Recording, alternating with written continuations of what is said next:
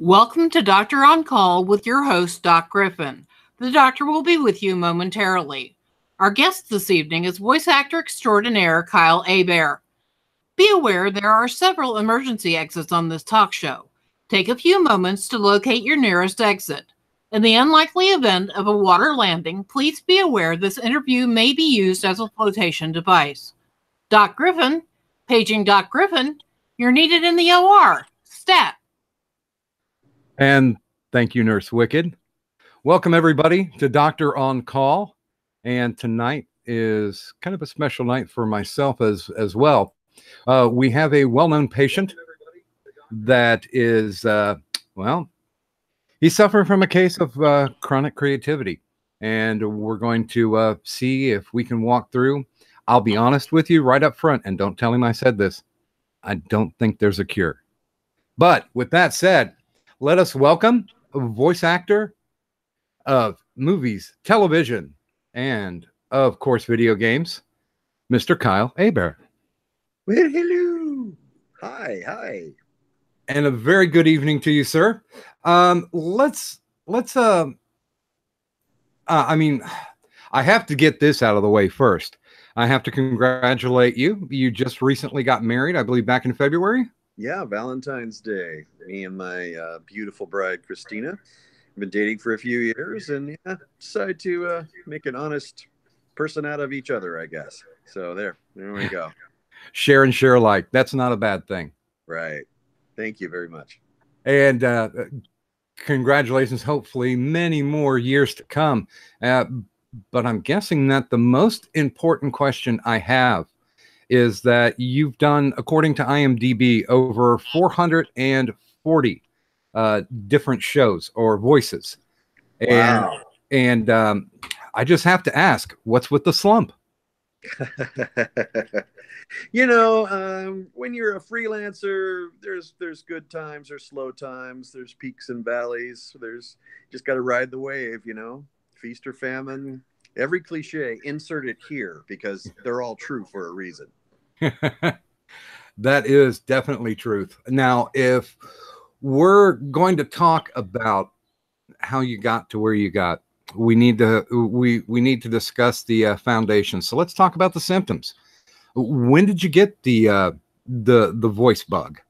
What was your earliest remembrance of you doing a voice or thinking that you wanted to go into this field? I think the bug first bit me when I was probably 7, 8, 9, I guess, watching Looney Tunes cartoons, Bugs Bunny, and all the classic Warner Brothers things.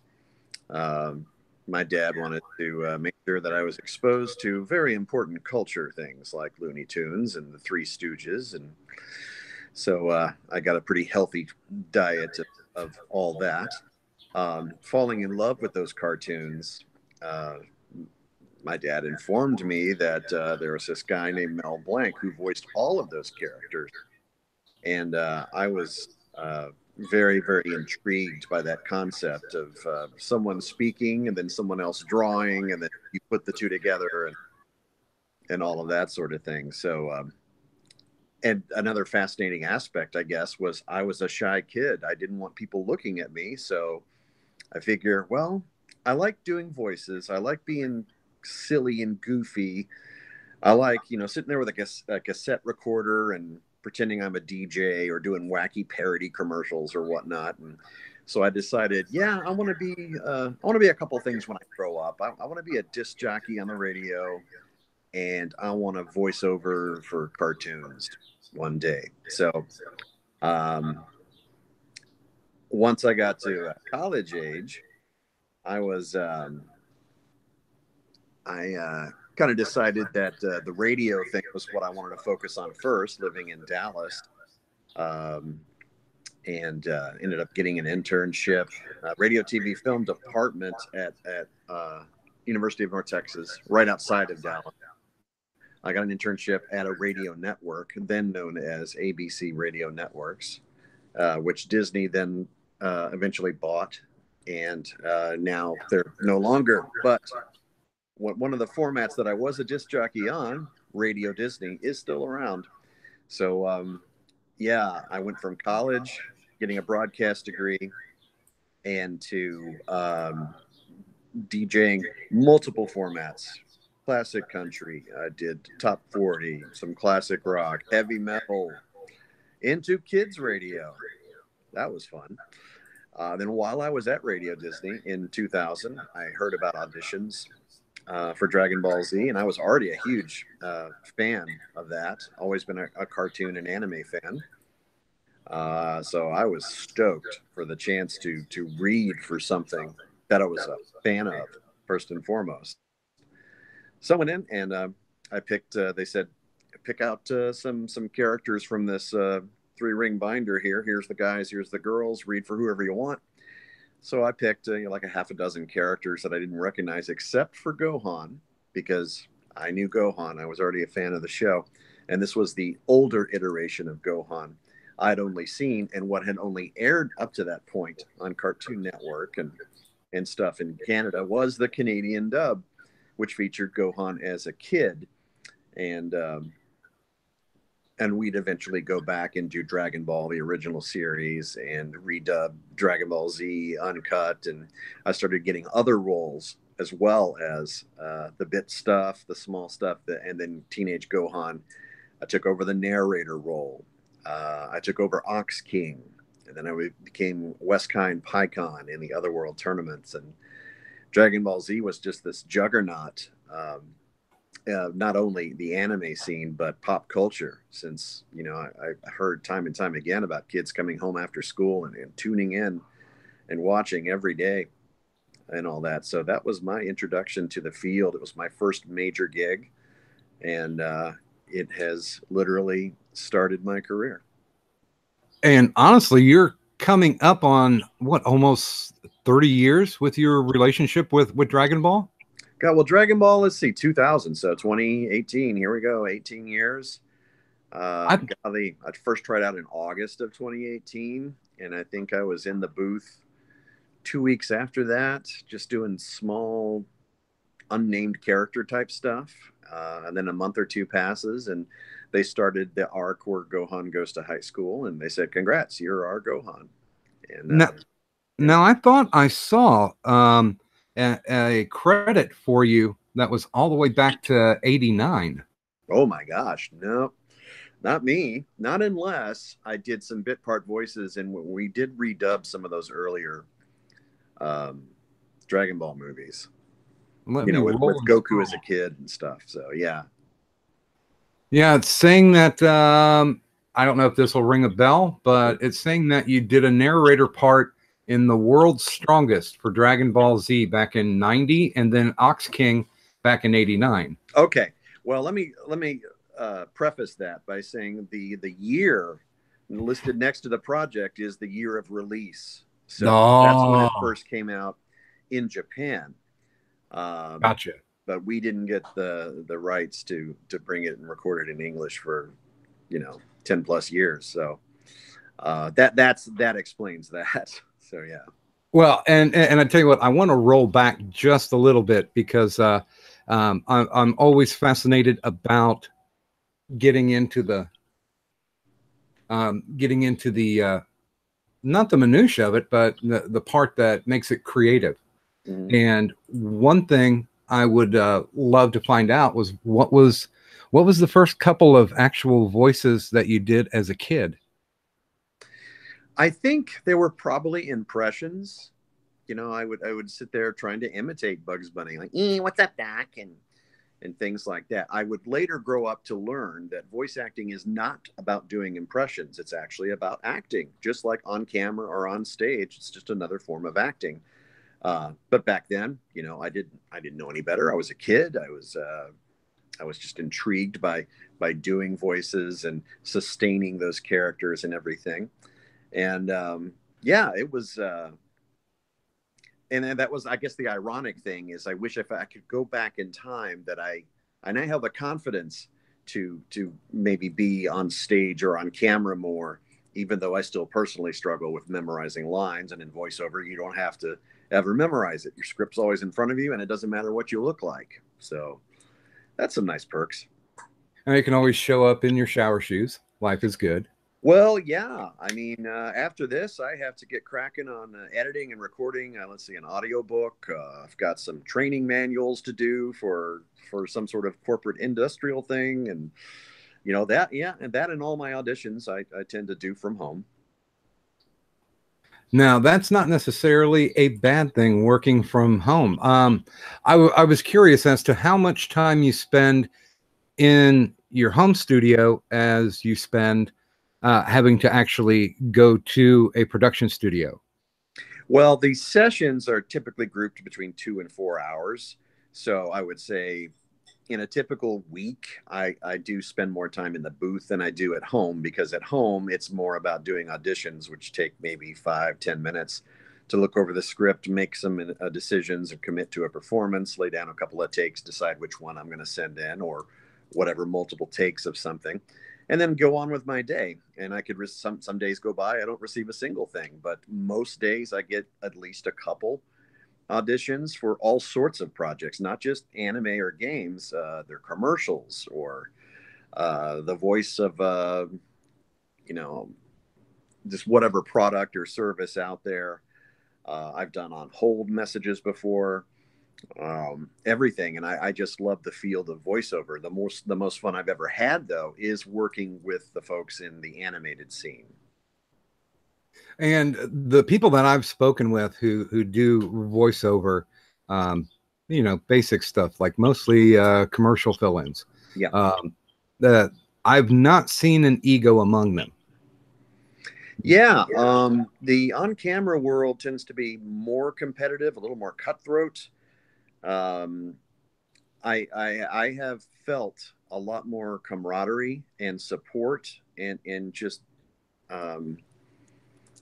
genuine people that will say, "Hey, I don't think I'm right for this part, but I think you might be, and here, let me introduce you to so and so who's doing casting on this." Or, networking is not just an important aspect to doing this sort of career, but it's also a really good one from a social standpoint. Let me get out of my cave here and socialize and make sure I can put a couple sentences together.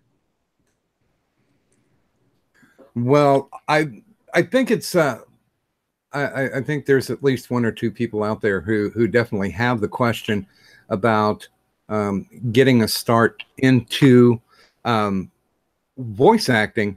And I will always refer to it as voice acting, because you're correct. Everyone that I've ever spoken with, there has to be some emotion behind it. You have to enunciate. I'm sure.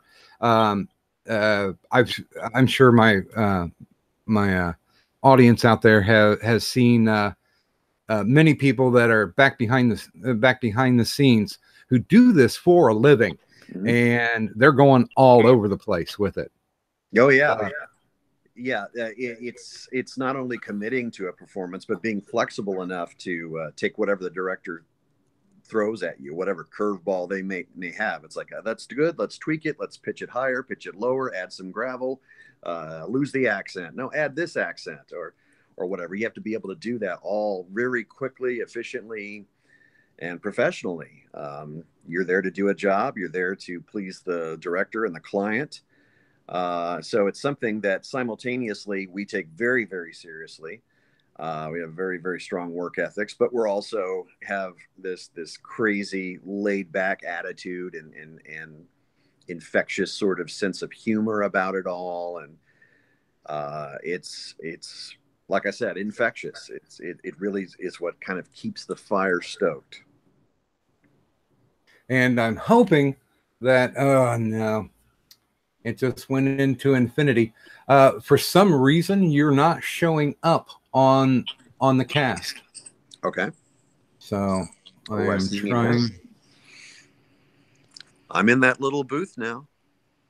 Okay. I see myself on there. Okay, so we're gonna have to jury rig this one. So so we can see your beautiful mug. Let's talk about college and the high school days. Now, how important were those stepping stones to get you where you were? Was the was it intensive training, or was it simply something to where you were just, basically picking it up to get into the groove once you went professional?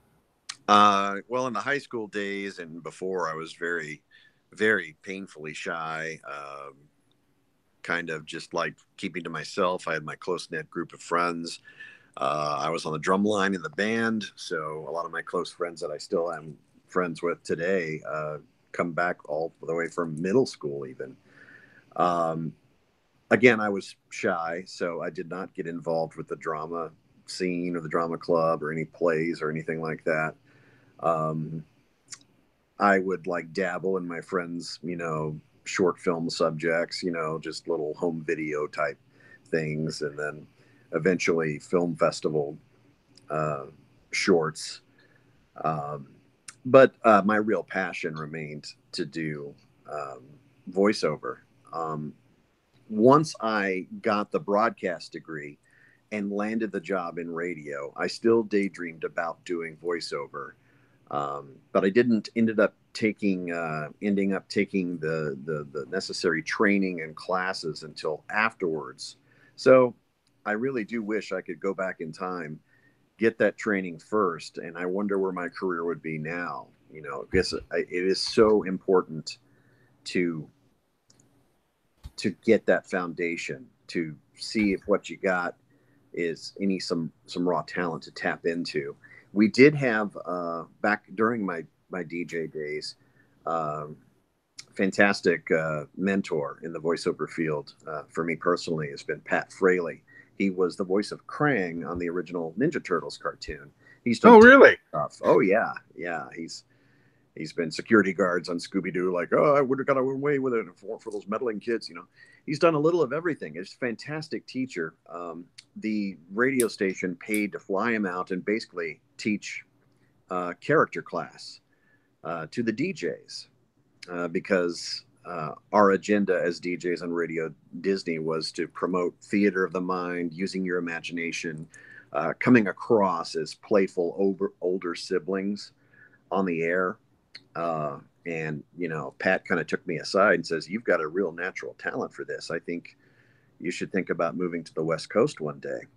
And then I corresponded by email with Bob Bergen, who is still the voice of Porky Pig. He heard some of my demo stuff and said, "Yeah, you've got what it takes, man." Um, so those things really kind of helped light that stick of dynamite. But the final kaboom didn't happen until like 2005 when I decided, okay, I'd had enough of radio. I felt that I had plateaued with the Funimation stuff, and I was ready to take things to the next level and come out here. I ended up moving to LA in the fall of 2005. And there were tons, and still are to this day, many great resources, private coaches, classes, workshops for actors of all types to get in, and all levels, beginner, intermediate, master, and so on. And nowadays, there's even motion capture, mocap, facial capture, all the different dynamics and facets of interactive entertainment now.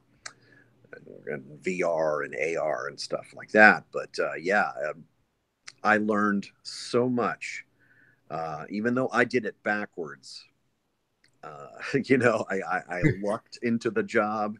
I just happened to have enough talent, I guess. They believed in me, and I was just high on life, just unbelievable. I was getting to be a fan. I was not only a fan of the thing I was on, I got to be on something I was a fan of and in the realm that I wanted to work in, And what was your greatest lesson? What is my greatest lesson? Yeah. What was your greatest lesson? The one that every day, just before they roll tape, that you say, okay, I remember this. This is what's getting me on. Well, I mean, I think bigger picture, it's really been about having that goal light the fire of your soul so intensely that you just literally can't see yourself doing anything else. You think about other things like, again, I said I was on the drum line. So yeah, it's like, well, I could be drummer in a band. That'd be fun to be in a rock band and tour the world and all that. And then I quickly decided I don't have the discipline for that. I don't want to do all that. You know, I just didn't have the motivation for that. I felt like voice acting was something that called to me. And once I started doing it on a professional level, that just cemented everything. That just said, all right, I don't care how long it takes. I'm going to stick to my guns. I'm going to follow my dreams. And I'm not going to give up. I'm going to push ahead and see how far it goes. And, you know, this year I'm 49 and I still feel like a new guy in the LA talent pool. And I truly am when I'm surrounded by the likes of Billy West and Rob Paulson, Maurice LaMarche, and all these veteran talents. And I keep on saying, you know, one day I'm going to get to record next to them on something, because that would be like a dream come true, or work with Andrea Romano, which that dream never came true. And she just recently retired, one of the top tier animation directors. She decided to call it quits. Oh, yeah. I loved her work. I loved her work. But there is a long chain of super talented, also veteran animation directors still doing it. You know, the work is always there. And a lot of the voiceover people tend to say a cliche like, there's enough work to go around. And then you get in the field and then you feel like there's not enough work to go around because you audition more than you actually book. Oh, and sure. That's one of those tough, bitter pills that you have to swallow, is that, you know, out of 100 auditions, you might make 3 or 4. You might book those things on a good day or a good week. Then you could be followed by a couple of dry spells for that could last months. And it's not contingent upon your resume or how long you've been working. There's veterans that are, you know, going, oh my God, how am I going to make my mortgage this month? And they have a huge roster of popular projects and franchises they've been a part of for decades. And still, you know, you got to do what you got to do to make it nowadays. Well, and I certainly would like to delve into this a little bit more, because behind the scenes, normally the only BTS that we see are press kits that show people at the mic doing lines. Then they have a layover as to the lines that they're doing. As far as the setup, people like Andrea Romano, how important are they for you to be able to get your characters over? Well, you are doing a fair amount of trust. You're taking your skill set to the table, and you're trusting your director to guide you, because you are a blank slate. When you show up for a session, unless it's a cartoon, you're not going to have the script ahead of time. You're not going to have any sort of idea what you'll be saying. There's no rehearsal. It's all basically a cold read. Wow. So the director has to, it's incumbent upon them to convey accurately and efficiently what the bullet points of the story are, what the things that the actor needs to know, what is the absolute, you know, let's just trim the fat and get to the meat of the story. What is happening in this scene? Another cliche, what's my motivation? It's like, yeah. Where is my character's disposition? Where are they coming from? And so you're trusting the director, who is a lot closer to that material, as that liaison, as that orchestrator, that will take you on that journey. Well, and that's one of the big things that I think is amazing about what you do. And I mean, I honestly would consider you within the ranks of a Jim Cummings or a Billy West or a Maurice LaMarche, because when you come in and do it, I personally know, just because I'm a big production geek, that yeah, most of the time, if you're coming in cold, then you've got to hit those marks, hit them right the first or second time, because I know. Well, okay, from what I've been told, you know, time is definitely money when it comes to animation studios and video game studios, and we'll get into that a little bit later. But being able to wrap your mind around that, to have that, and people say this to me about my writing, to have that special kind of autism. Is there any way to be able to explain that to people about how you can, knock off the character through a cold read? These are skills that obviously come through time and through practice, and even then, not everyone is going to be able to necessarily master them. Improv is such a huge key. Cold reading is such a huge thing. Learning the dynamics of character creation. There's just a slew of things. Even if there aren't voiceover specific acting classes, you're going to be able to take away something from those classes that you can incorporate into your performance and into your decision making about what you're told. Our audition scripts, when we get them, will have, oh, he's 20 to 25 years old. He looks like this.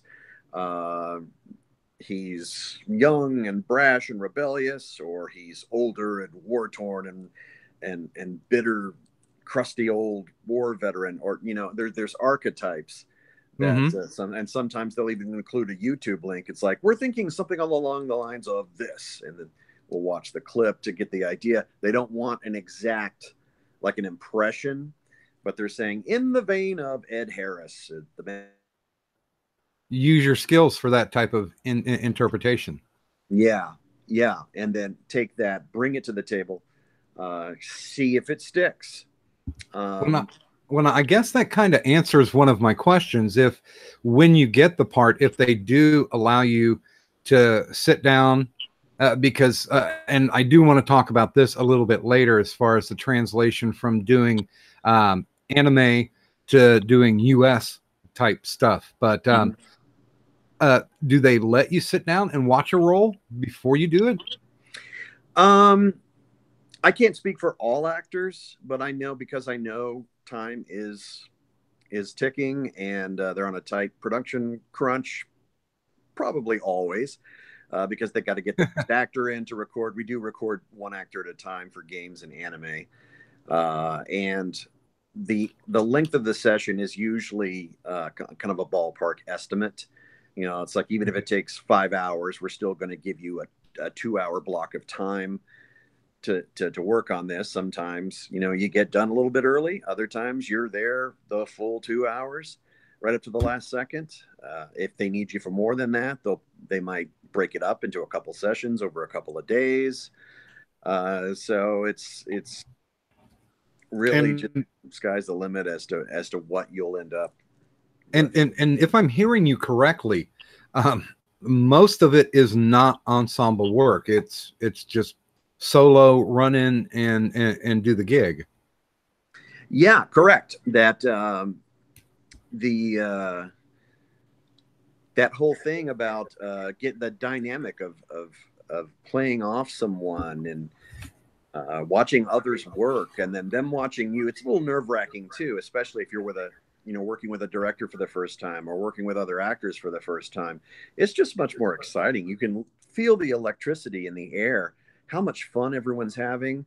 And there's different perks, obviously the fun of having a room full of actors with their own microphones and mic stands or iPads nowadays, and what to read from, to be able to bounce ideas off each other and work with the director or clients on different ways to approach material. There's also dealing with anime. There's also dealing with anime and video game stuff, where you're either trying to match the lip sync of anime, or you're working on a game that's being brought over from Japan or another country, and we have to listen to the audio and match the timing of that audio. Now, that's something that I definitely want to get into too. But as far as, if you can give me kind of a ratio between ensemble to solo performance, about how often do you actually have the availability to do ensemble recording? Well, we're all desperate actors. So it's like, hey, you want me? Call me. Call my agent. You know, uh, it's like whoever gets you first is what you put on your calendar. And when other people come too late, then you gotta play that dance. You know, it's like, well, are you available on this day from this time to this time at this studio? Yeah, but I'm busy at this studio until this time. Okay, we'll make it work. And then, you know, shuffle things around, call people. Okay, I know I said 3 to 5, but can you do 4 to 6 instead? You know, all that stuff. And then someone gets sick and they still have to fill the time. And then suddenly everyone shows up 2 hours earlier for their session because time's a wasted. That production money is being spent on that studio being rented, the engineer being there, the director being there, the client sometimes being on Skype. So yeah, there's a lot of cogs in the machine there. So it's a very low percentage then of the time when you've been able to do ensemble work. Very low, very low. And again, I've been in LA since 2005.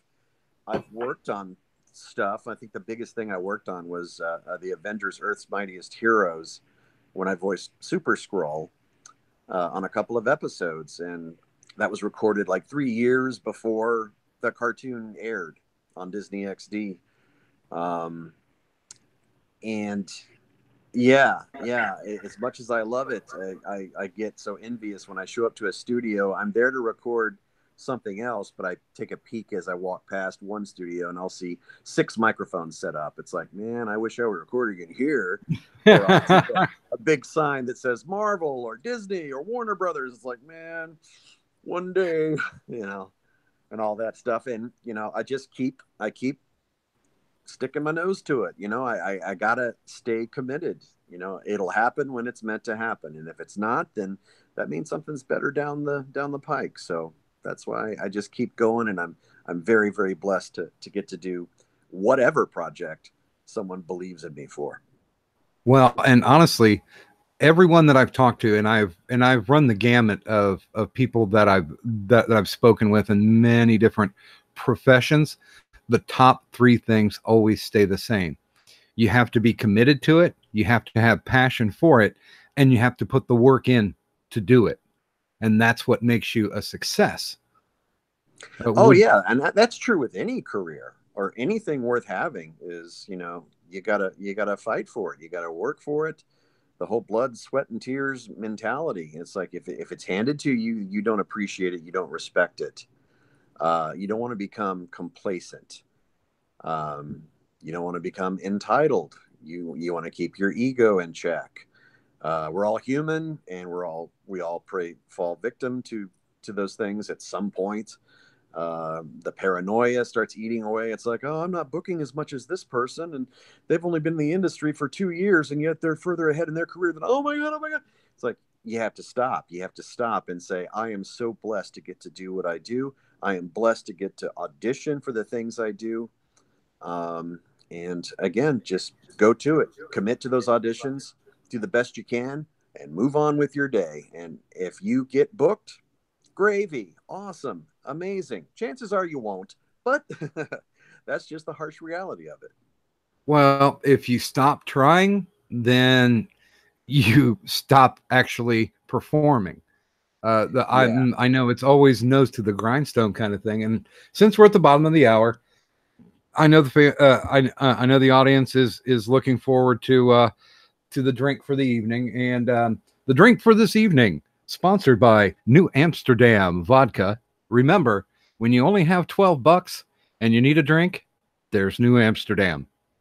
The drink for this evening is lemonade and raspberry New Amsterdam vodka, which I like to call the raspberry lemonade DUI. So feel free, ladies and gentlemen, to drink up. I'll have a quick shot here myself. And just to remind you that at the top of the hour, as long as Mr. Hebert has the time to do so, we will do some questions. So please make sure and have those up and available. While I take this shot down my miserable gullet, can you give us a little bit as far as what you like to do when you're not doing what you're being paid to do? Well, I love social media. I am addicted to my phone, I admit. Um, I love pop culture. I love movies, television, especially television now. I used to be more of a movie person, but now I'm pretty much putting them on par with each other. But always been a huge movie nut. I love genre film. I I tend to gravitate more towards, yeah, comic book movies, action, horror, even though 90% of horror is horrible. But when you find a gem, it's like, oh, latch onto it. Um, but yeah, I So, love what would you all that consider stuff. your if you were doing an Ebert and Roper? Mm-hmm. What 3 movies and what 3 television shows do our audience need to go out and watch after this? Oh my gosh. Well, let's see. One of my all-time favorite movies is the original Star Wars from '77. Of course, most people have seen that. Uh, gosh, I'm a big Tarantino nut. I'd say Pulp Fiction is a must see. Um, golly, one of my favorite comedies of all time, Monty Python and the Holy Grail. Brilliant. Yeah, yeah. TV shows, current things come to mind. Game of Thrones, Breaking Bad. Um, I just finished the second season of Legion, which is, Oh yeah. I think that is awesome. Awesome. It is a slow burn, and it is not everyone's cup of tea because it is weird. It is demented. It is not straightforward.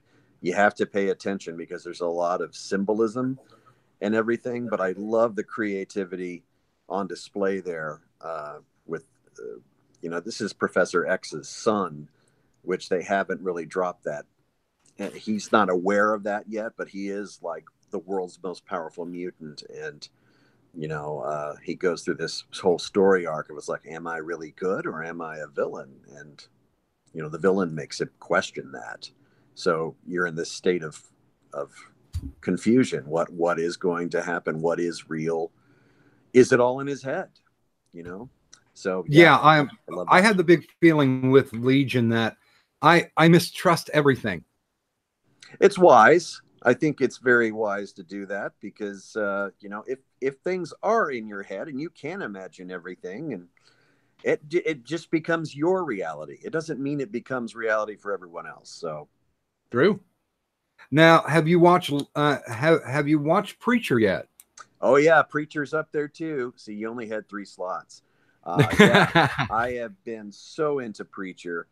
I used to read, and it fell off, but I was reading like the first couple dozen Preacher comics from Vertigo Yeah. DC back in the '90s. And I remember getting excited when they announced it as a miniseries with James Marsden as Jesse Custer. And then that fell through. It's like, oh man, that would have been perfect. And then it said it gets announced as an AM series, thanks to Walking Dead, which I did enjoy. I eventually got tired of, but I liked it, and I think that opened doors for things. Oh, And certainly. yeah, and seeing that, Seth Rogen attach his name to something like that, it's like that. Depending on how you view Seth Rogen, that could be a recipe for disaster. But boy, I mean, that's just lightning in a bottle right there. The genius of the writers, the directors there. I can't say as to whether it sticks to the source material or not. I'm not one to get bugged by that. I totally understand why. Oh, we got a little break there. Yeah, looks like we got a lock up here. And Kyle, if you can hear me, I don't know if we've lost you or not, but you just locked on. Let's see here.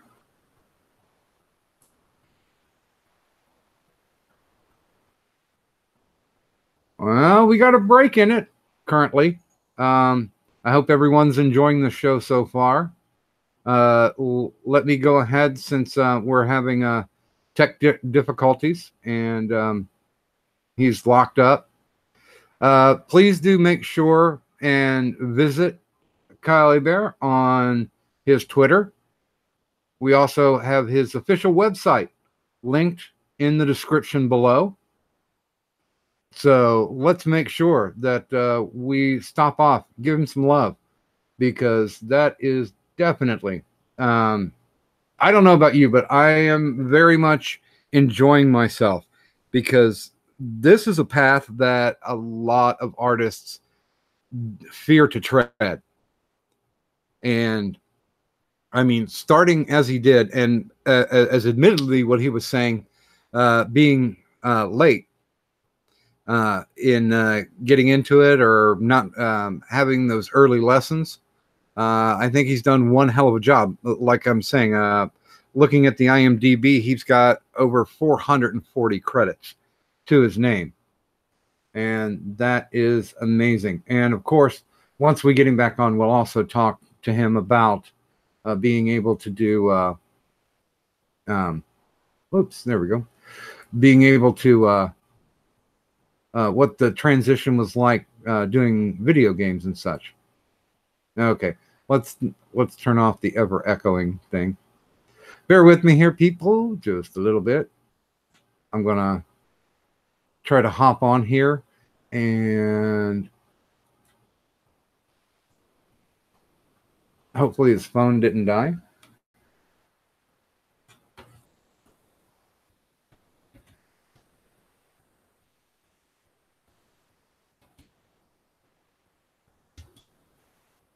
Okay, there we go.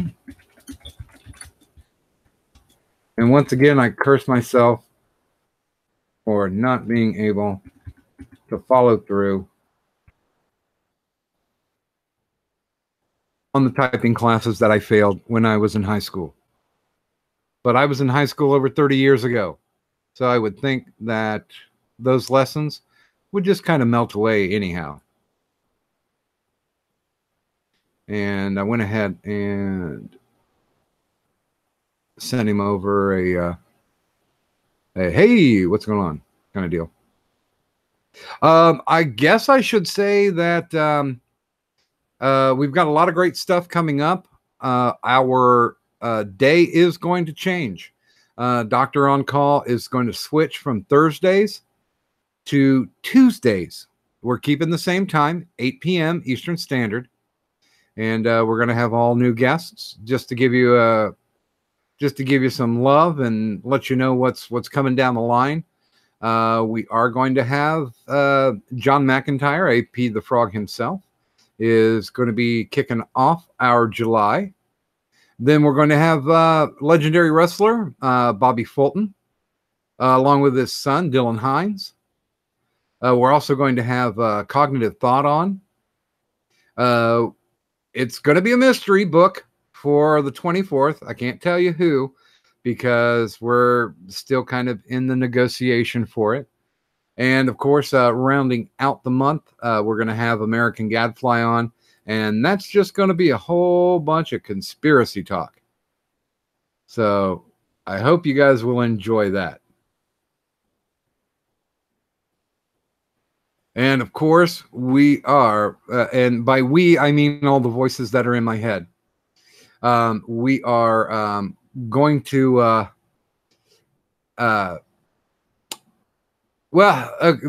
okay, we have some big people like Kyle Hebert that we're negotiating with right now.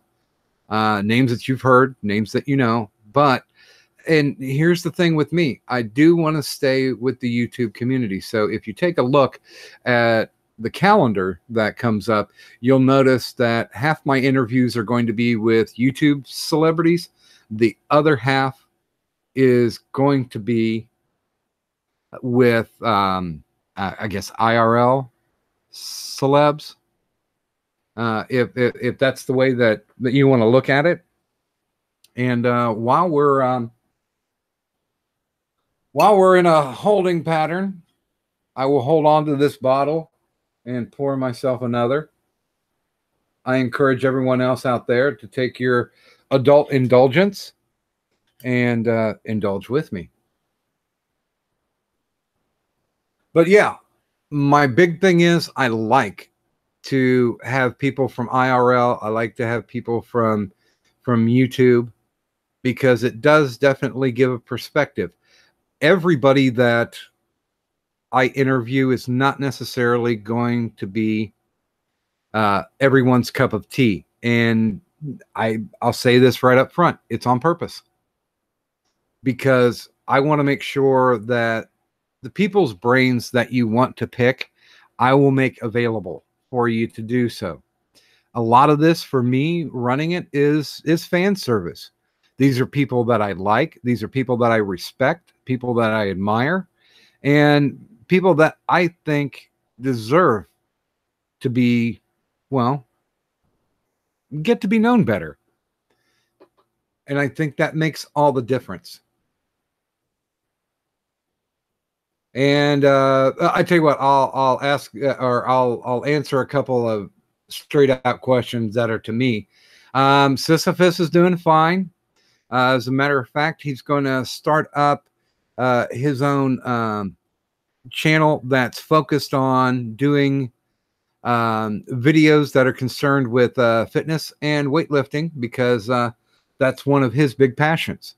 So look for that coming up soon, and I'll make sure and pimp that as well. Lord Brian, I have sent 2 communications to Varg, and Varg has thus not responded to me, but that's okay. I normally don't give up. I didn't give up until I gave Andy Worski 4 tries, and that was even when he said he'd love to come on the show. So, you know, you take for what you can get. Today, I just got a hard pass from John Carpenter. His people are like, well, he's going to be busy, and it's like, well, you know, not to be rude or anything, but he's going to be dead, because like he's in his early 80s, and I certainly would like to get an interview with him, you know, to immortalize it before he passes. And so I came back to him and I said, well, you know, hey, why don't I just get back in touch with you in the late fall or early winter? Because unless somebody tells me straight off to fuck off, then I will always come back. And as a matter of fact, I've gotten a couple people that's given me the big FO that I've come back, and now we're negotiating to get them in. There's one that I'm particularly looking forward to as well, but currently he's filming a movie, so he's on set right now, and he won't be available until late August, and we're going to try to book him in. Yes, Lord Brian, I have actually got in contact with Bruce Campbell. I think one of the things that needs to be mentioned is a lot of the people in IRL that are considered, you know, B or A-list stars, they have a lot of gatekeepers.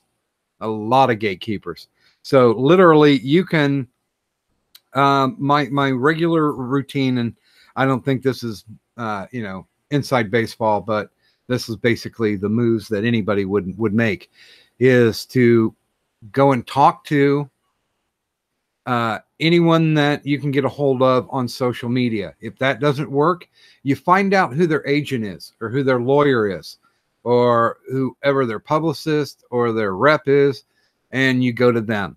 You make the pitch to them. Now, 9 out of 10 times, you're making the pitch to the assistant. So you have to pitch the assistant, get them to think that it's good, and then they'll pitch it to the agent, and then the agent themselves will get back in touch with you and get more information. If it gets past the agent, that's the point where they then ask the person that you really wanted to talk to. And you know, the fail rate's high. I won't kid you, y'all. If you are looking to do a show that's like this, and you want to do a lot of IRL celebrities, then get used to disappointment. But then again, it's just like we were always taught when we did phone service, every no gets you one step closer to a yes. Oh, hi. There he is. Well, hello. Hello. And how are you today, sir? I'm groovy. Like a potato chip? Totally. Are potato chips groovy? Or is it just a Bruce Campbellism? No, actually, my grandfather taught me that. He would often say very weird things, and he was raised in the Depression, so hearing him say something that's topical or use slang or jargon that the kids were using, really, he knew that would put us to the floor. And in the 70s, he came up with a phrase, groovy like a potato chip. Nice. Loved him. Love that man, because he's the type of guy who taught me those three things, the three things that you're espousing, which is, you got to have the passion for it. You got to be committed to it. Yeah. And you definitely have to put your nose to the grindstone. Yeah, a thick skin is something probably people don't anticipate needing. But if you're timid or shy or don't take rejection well, this simply is something you're not cut out for. You're going to have to suck it up, because we get told no more often than yes. And it's never personal. That's the thing to remember. Out of those, 100 auditions, you're only booking 3 or 4 or whatever. It's like, it's not that everyone thought you sucked or anything. You're just not what they're looking for. You're not, they hear something in their voice. Sometimes the client's really, really exacting about what they're looking for. Other times they have no clue what they're looking for, and they'll know it when they hear it. So it's this dance of luck and talent and the planets being aligned and you bringing your A game and everything you have. So if you're spending all that time twiddling your thumbs going, I hope they call, I'd say you're better off using that time and honing your craft, working on your craft, doing more auditions, taking more classes, do whatever's economically feasible to continue to better. It's like you don't stop growing. You can always be better. Well, and not to be a political person, because I'm definitely not, but would you say that the generations that came after us are way too much focusing on where they failed and not where they succeeded? Right. And they may have the wrong motives. It's like, I take someone more seriously when they say they want to be an actor because they love the craft of acting. It feeds their soul. It makes them happy. Not, I want to be a movie star because I want to be rich and famous. Obviously, having money is great and takes care of bills and makes life more comfortable. And fame, yeah, it feeds your ego and everything. But that's, there's so many other gratifying things in life to focus on. I often use the analogy of, how many doctors out there are making 6-figure incomes, but how many actually love what they do, or how many wish they would have done something else? Maybe it wouldn't get them a mansion, but they'd be happy. Well, and I see quite a few of these quote unquote IRL stars talking about how much of a hassle it is, and celebrity and fame is such a hard thing. And to me, that basically is a signal to me that the reason why they got into it is not the reason why it will perpetuate them. Like the difference between, well, let's say the Gallagher brothers from Oasis and David Bowie. Yeah. I mean, Bowie was constantly reinventing himself because he was passionate about it. He loved his craft. He thought, what can I do to mess with people? How can I, evolve my music to where I want to be? and see how many people come along. Yeah. I mean, I think that's an amazing testament, and the ability, especially for voice actors, to remain almost incredibly faceless and still do what they do and still maintain that passion. I will go off the script here and say I will recommend the movie Comic Book the Movie. Now, I love that. Yeah, and let's get specific here. Do not go and do VOD with it. Don't bootleg it. Go buy the movie. The reason, because there's a second disc that's included with the movie. Yeah. And you get to know the voice actors. They go to San Diego Comic-Con and they sit back and they talk about these things.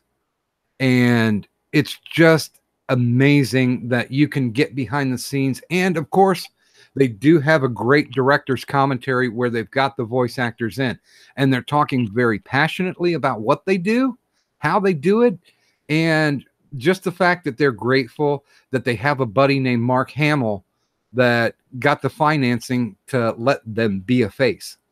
Yeah, out of all his buddies in the VO crew to be on camera for that, and you get to it's a showcase to show what great actors these people are, how funny they are, and you get to see them outside their native environment, I guess you'd say. Well, and I think, and you can correct me if I'm wrong, that voice actors are actors, so they look good in front of the camera any way it goes. I mean, Jess Harnell's got an ugly mug, but damn, he's good. He's good on camera. And he's a hell of a singer too. Yeah, he does a great Ozzy impersonation, so I'll definitely give him that. Yeah, I love his band Rock Sugar that mash up 80s rock with 80s pop. Oh yeah, and if I can, let's go into this because now I don't think I need to tell anybody that the anime fandom is incredibly strong. I would put them just above, barely above the horror community as far as their dedication to everyone's craft and the art of what they make for them. They're incredibly appreciative and also very outspoken. Now, you do the convention circuit. As a matter of fact, I saw your agenda on your website, and if people haven't gone there yet, please do make sure the link is in the description.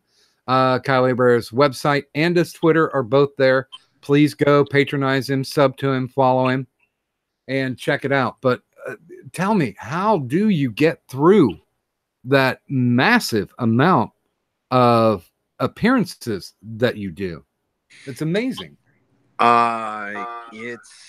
It's definitely something. It can wear one down. There is a grind to it, the jet lag and all that.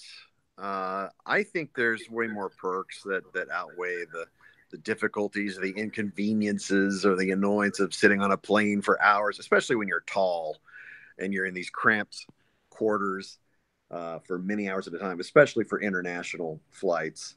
But I'm getting to travel the world because of what I do. You know, I am those trips are paid for by the conventions. And I get to have some one-on-one time with fans who have watched or played the games or whose lives have been affected by something I've been very, very blessed to be a part of. I get to hear those testimonies in person. And that is just, that's amazing. And that's like an unanticipated, like icing on the cake sort of deal. I got into this field because it was something I genuinely just wanted to do. It's like, hey, I can make a living having fun doing what I love. And then, oh, wait, I'm making an impact. You know, people are either laughing or being entertained, or even on a deeper level, maybe it's helping to inspire them or pull them from a depressive funk or whatever it is. giving people the inspiration to do whatever. It's like, hey, I want to ask my girlfriend to marry me, but I want to dress up as one of your characters, and I want to have you like pop the question for me or something. Or hearing from people as soldiers stationed in Afghanistan or whatever. It's like this is scary. It's wearing me down. I gotta have semblance of sanity. Let me have pieces of home to look to. So let me load up Street Fighter. Let me pop in this anime that you're on and help me think of home. That is so cool, especially meeting kids with disabilities. The Make a Wish Foundation, all the different charities involved. Making a positive difference on people's lives and communities. It is so cool. It's difficult to put into words how awesome that is. Brother, I don't know how you can't take a knee in tears with that. Right. Seriously, That is, you take a jump back, and now thanks to social media, we have that instant pulse of the people. We're getting the feedback from the fans. We're getting the thoughts for those that can never make it to a convention. They can still be heard, and I love that. That's one of those great perks of social media, is that everyone does have a voice. Yeah, not everything they say is pretty. A lot of it's ugly. There's a lot of vitriol and hate out there, but there sure is a lot of love and communication, and people getting to share their love of things online. well, and in that vein, can you describe to me the first time that you went overseas to a convention, what that was like? Because I'm sure they've been used to, and especially in the Asian countries, basically trained to the voices that naturally came with it. Mm-hmm. As someone who's a consummate dubbing artist, what was your reception? How did they receive you? It was amazing. I went to Sydney, Australia back in 2002, 2003, and seeing the fans line up there, it was just rabid. Their enthusiasm, the cheers, the excitement on their faces. It's like getting an inside look on how this culture and the entertainment medium has affected people in different cultures and different places far away from our own. uh, just unreal. And again, getting to do things I would never get to do on my own, like, oh, okay, I'm a guest at this convention in Australia, and then the following weekend we're going to fly over to New Zealand, and we're going to do a con there. And oh, by the way, we're going to take you to Weta workshops and show you behind the scenes stuff of back then Lord of the Rings, the Two Towers. And have the tour led by Richard Taylor, the creator and the owner of the Weta Workshop Special Effects Oh House. yeah. So very cool, and some amazing lifetime memories made there. Now, have they ever asked you to do essentially a live dubbing at a convention? I've seen workshops. I've even held workshops where I'll have volunteers from the audience and the panel come up and attempt to do the lip sync thing. We'll have the beeps, and then they have to perform the line and get it just right. Other people are a little more technically oriented, and they can play back the clip just to see how well they matched the lip sync. Um, I do one that doesn't involve lip sync really. It's more about the performance and getting people to understand what it's like to be in a video game session, what the expectations are of the actor, what is the protocol, what is the process. Do the dialogue first, giving 3 takes of each line, and then get to the fight sounds and the gruff reactions and the power up yells and the death screams towards the end, because that shreds your voice.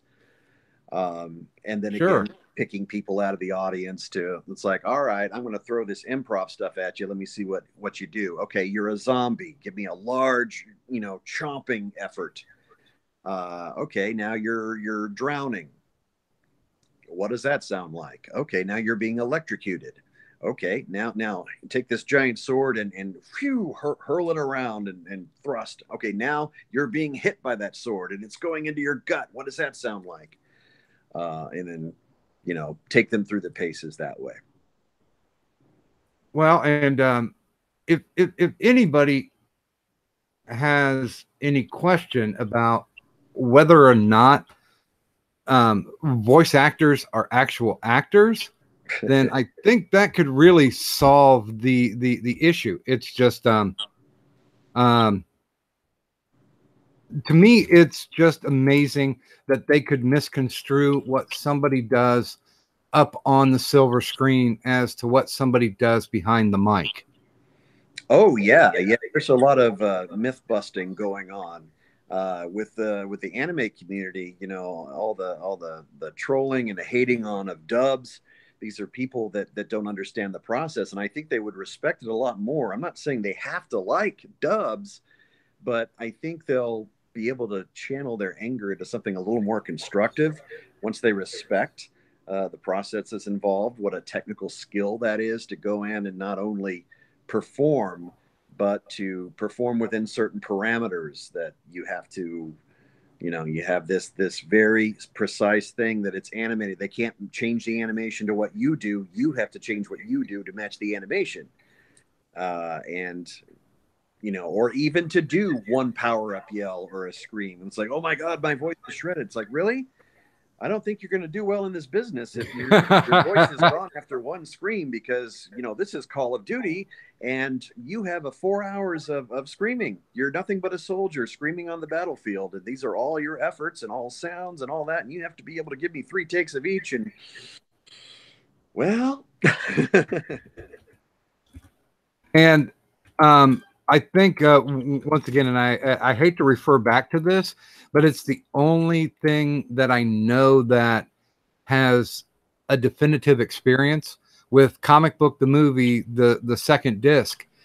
Many of the voice actors will sit back and go, "You don't understand." There's a day where I spend just going, ah. Yeah.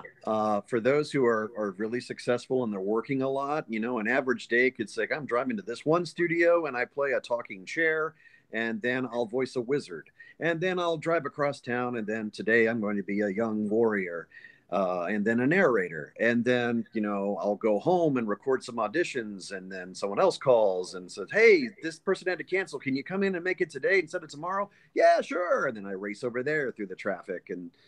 But luckily, I live in Burbank, a suburb of Los Angeles, and a lot of the studios I record at are very, very close to me. So that's usually not a problem. But LA is a big, expansive area, and the traffic here is infamously bad. So, Well, sometimes. and I hope you don't have a leased car, because I'm sure you put a lot of miles on that bad boy. I learned my younger brother leased cars, and he went over the amount and ended up having to pay those penalties a lot. So he learned that leasing is not the way to go. There may be some perks, but do you want to get stuck with that balloon payment and then all this? It's like, oh, I have to keep within this certain mileage. I'm like, come on, is it really worth all that? Oh yeah, I hate to say this, but I was the guy who used to bring Kirby people in to do vacuum cleaner sales, and I was the guy hauling them around, getting them knocked in. And yeah, I learned my lesson within the first 6 months. All the mileage was used up at that point.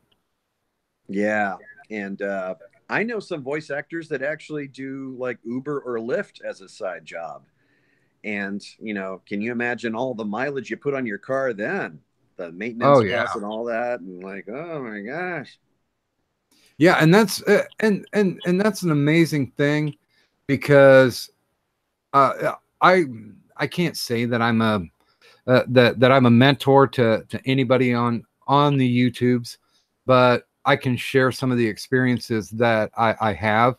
And if you really want something, I mean, really, really want something, if it's something that you think you want to do, then sometimes you're going to have to make those sacrifices. I mean, the stories of actors in New York and Los Angeles being, you know, waiters or car detailers are incredibly truthful. I mean, you work the shitty job to do the job that you want.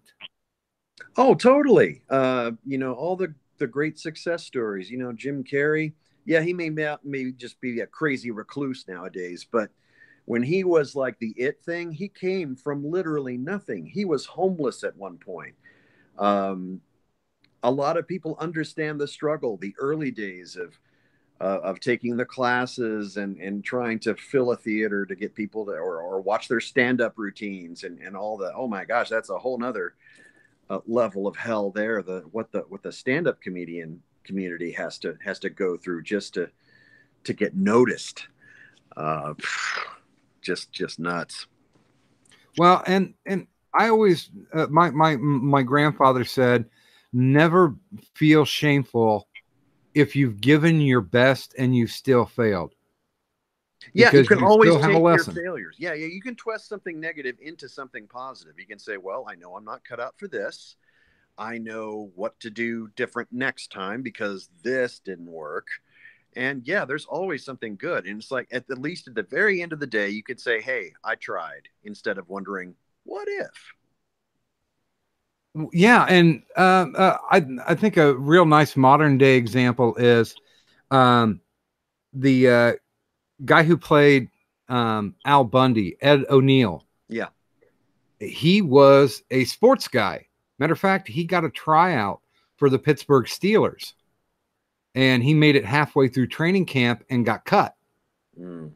So he became a bellhop at a hotel, and the Pittsburgh Steelers were actually staying at that hotel. They had so much respect for him, they refused to let him carry their bags.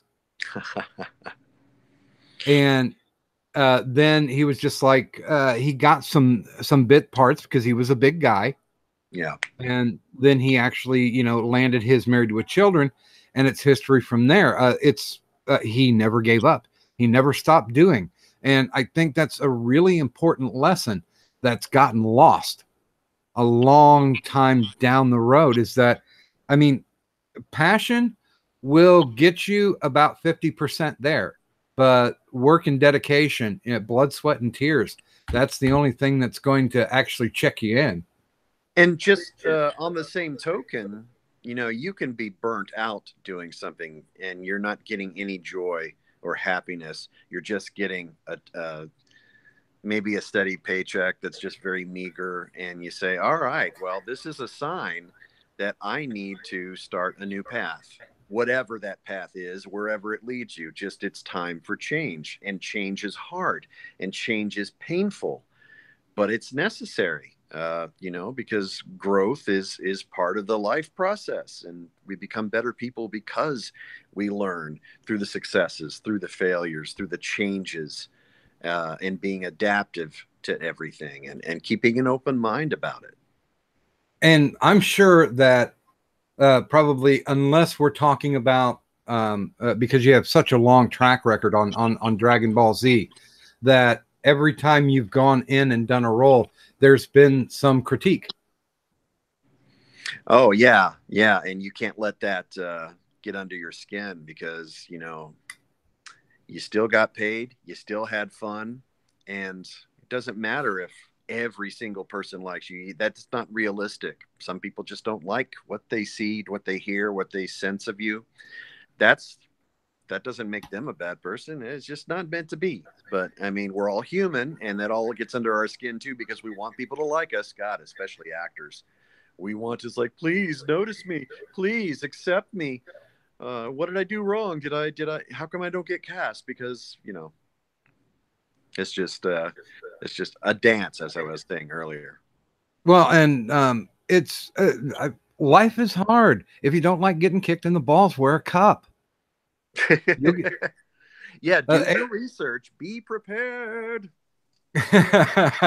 Now, of course, I do want to talk about your video game transition as well, and the differences between that.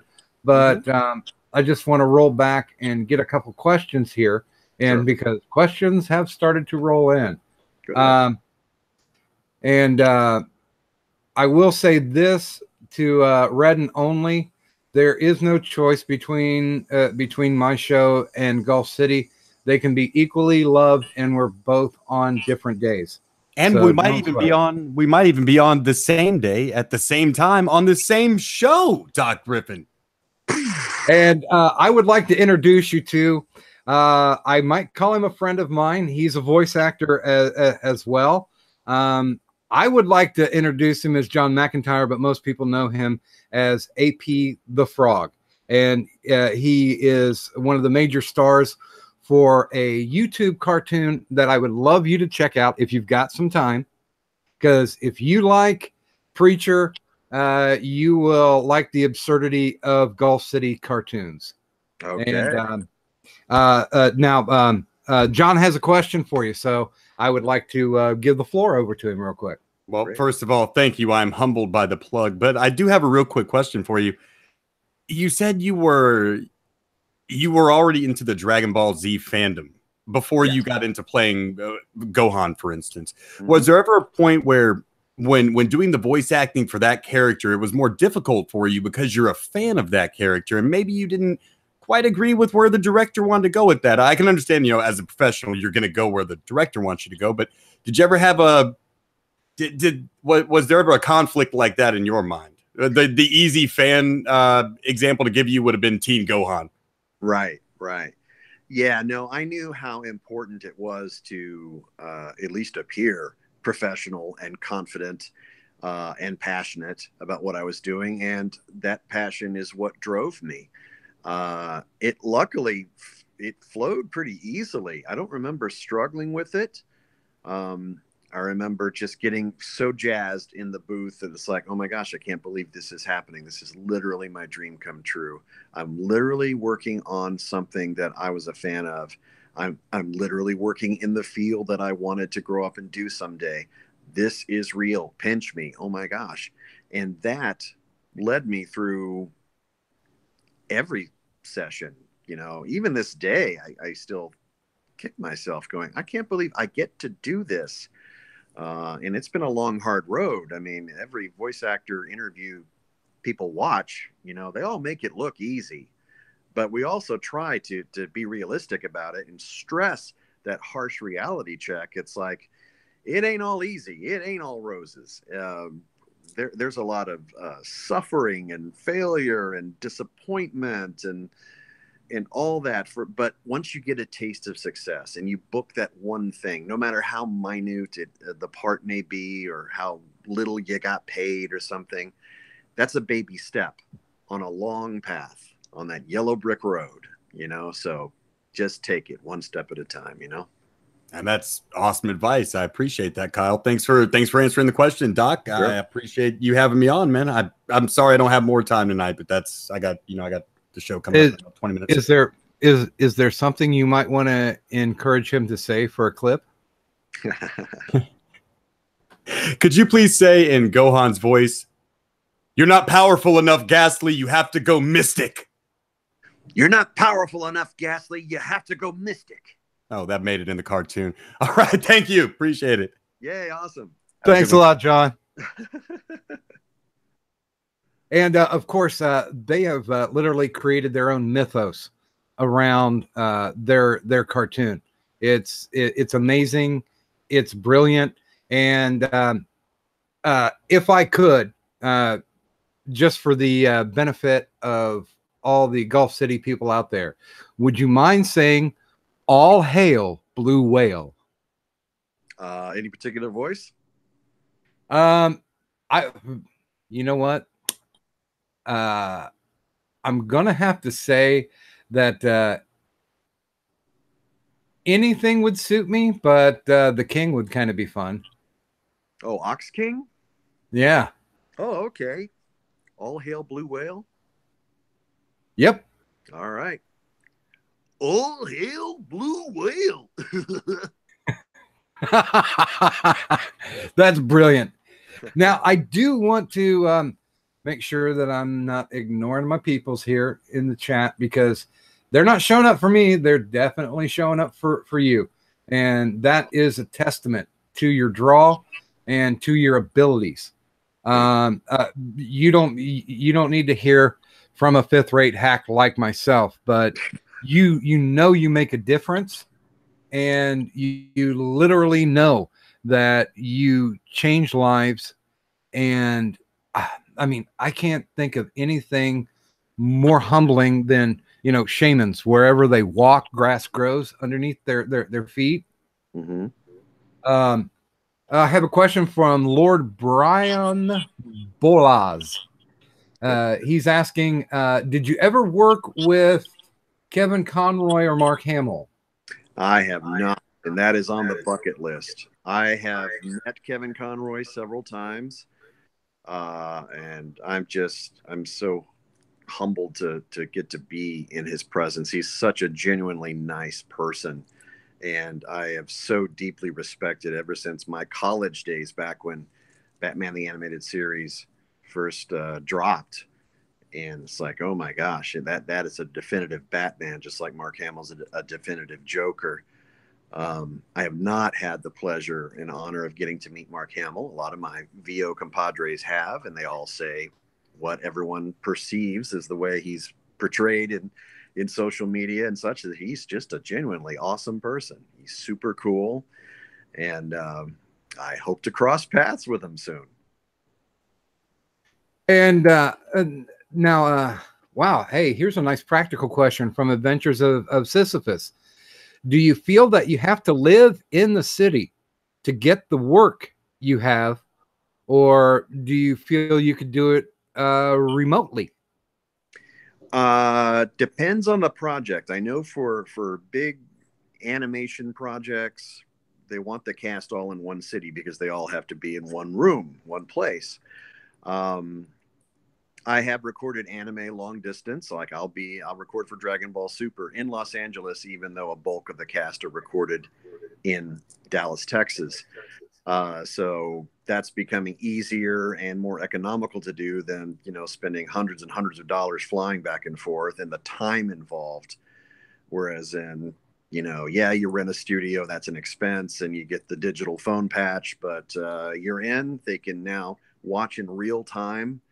And check the video and see if it syncs with the audio, and then you're good. And I think in general for the video game work and anime and cartoons, I say the location is key. And I think as far as the United States is concerned, the Los Angeles area that's the gold mine of opportunity, not just for animation, but for commercials, for any sort of acting opportunity. So whether it's VO or on camera or whatever, this is the place you need to ultimately try to make a stake on.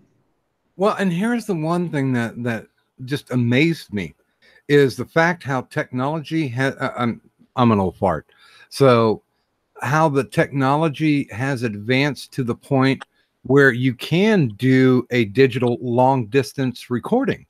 Yeah. I mean, because literally there was a cluster in New York. There was a cluster in LA. Yeah. And if you weren't there, you didn't get work at all. Now, everything that you've said about your run with Dragon Ball Z, now that ran all out of Texas? Yes, absolutely. And once we were done dubbing that series, I didn't get a lot of big roles on the other shows that were being licensed at the time, and I felt like my radio career was kind of growing stagnant, and I kind of plateaued on everything. And I kind of took it as a universal omen that it was time to go to the West Coast and see if I had what it takes. And I've been so amazed and blessed by the opportunities and the chances to read and be heard for all of these amazing projects, all the ones I didn't even make it on. It's like, wow, not everyone can say that they got to read for a Star Wars project or whatnot. And It's like, even though I didn't get it, it's like, man, if I didn't live here, I couldn't even say that much. Yeah, and I know that the field is small and it's almost kind of incestuous in a way, because there's a lot of directors out there who know or believe that they can get the results that they want, so they automatically, like yourself, ask you in to try out for a part. When that happens, I mean, I'm thinking with over 400 credits that you definitely have some people that take a shine to you.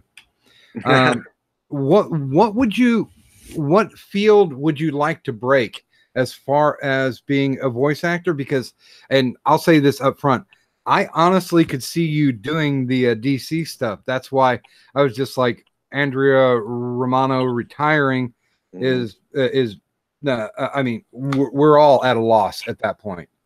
Right. Yeah, there's plenty of other directors there that can do a more than awesome job at bringing these projects together. Absolutely, yeah, that's another bucket list thing. DC, I've already been very blessed to work in the Marvel universe, more so on the gaming side than animation side, but still, Hey, I liked your Super Skrull. Thank you. Matter of fact, I listed it in the description of characters that you did, because I'll be honest with you, this is a little bit of fan service, so I don't give a shit if they haven't heard it, because that will make them go back and listen to it. Nice. Yeah. Golly, yeah. All the superhero stuff, God, I'd love to dabble in, or again, the Star Wars stuff, because it's a big part of me. And God, okay, whatever the next nugget of pop culture, the next SpongeBob SquarePants that hasn't been invented yet, I want to be known as, I'm the voice of that. Just like, oh, Dan Castellaneta is Homer Simpson, and Tom Kenny's SpongeBob, and Billy West is Fry from Futurama, or Ren and Stimpy. It's like, I want to be identified as that guy. You are that voice. And honestly, I mean, I don't mean this as a diss in any way, because I think you would be perfect for it. I think you could pull off an awesome Aquaman. Yeah, I'll talk to fish, whatever. Yeah, I mean, because you've got the ability and the nobility in the roles that you've done to be able to pull that off, and that's a rare characteristic. And hey, who else has a trident besides King Triton on Little Mermaid? But come on, I mean, or depending on the continuity, you could have a trident for a hand. That's true. Yeah, good point. Now, of course, the questions are flooding in, so let me go ahead and nail these out for you. I know your time is valuable, so let's go ahead and we have one question in that says, what is your dream role? Well, like I was just saying, a dream role is to have this new character, whatever it is, a talking animal, whatever kind of person that just, just saturates pop culture, like a great meeting of minds between the creativity, between the animation and the cast that brings it all to life, to either, make some interesting social commentary and crack people up and make a difference in their lives, and all that. That's what I aim for. So kind of like how Rob Paulson basically set the bar when he did, I believe it was Raphael with Teenage Mutant Ninja Turtles. Yeah. Oh yeah. And I certainly think that you set the bar. If there's 40 years down the road for somebody to do Gohan, they're going to have to come back and look at what you did. I can look at the veteran people like Freddy from Scooby-Doo, Frank Welker, Peter Oh my Cullen, God. Optimus Prime, these folks they're still working, and then they're in their mid to late 60s, early 70s, and they're still doing it. The passion's still just ablaze. I thought Welker was in his late 70s. Oh, he may be. Gosh, I haven't even checked lately, but because I mean, just brilliant stuff. And well, we have our next question coming in. Okay. From Hitsugi. Yes, Hitsugi. There you go. Hello. Hitsugi. Hi. And she is a YouTuber, and of course, she has met you in person. I have. And she has taken the time to come out and see you. And I would say she's probably in your super fan category, but she has a question for you. So please go ahead, Hitsugi. All right.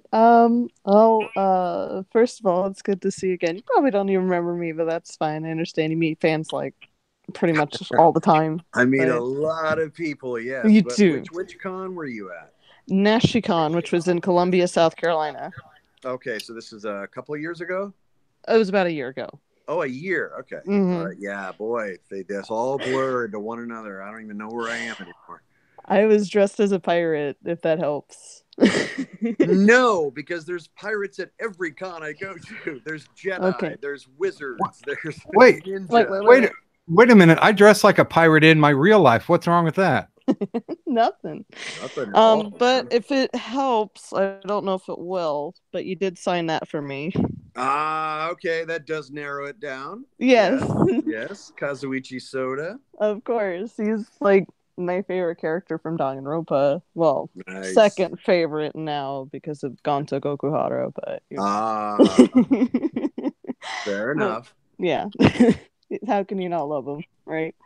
So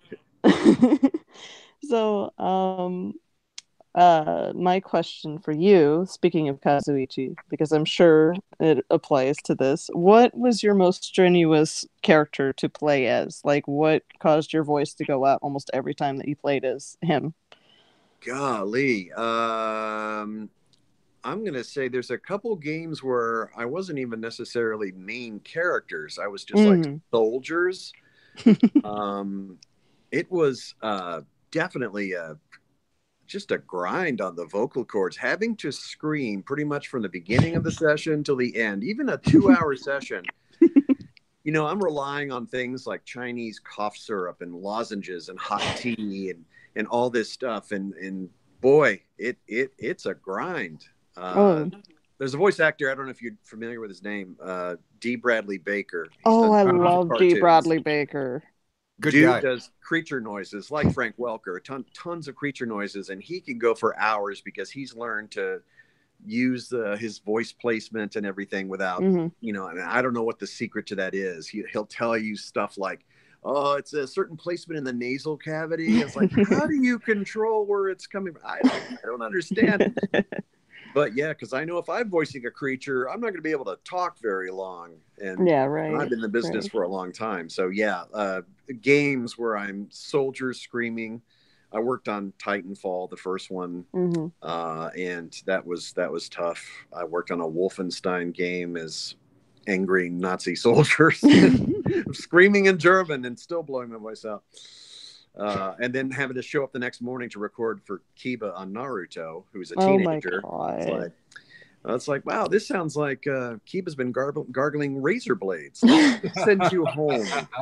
Yeah, I mean, I imagine it was pretty bad with Kazuichi too, because he has a pretty high-pitched voice and he screams.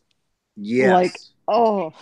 And my voice cracks very easily when my voice goes high, and I have one teenage voice, so Miss Sonia, it's just it only goes so high before it just becomes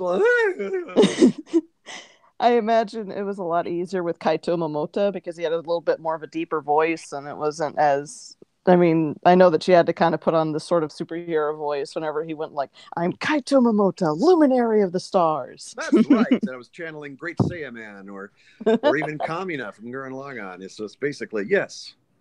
Totally. I loved your performance as Kaito, by the way. I thought you were perfect for him. Oh, thank you.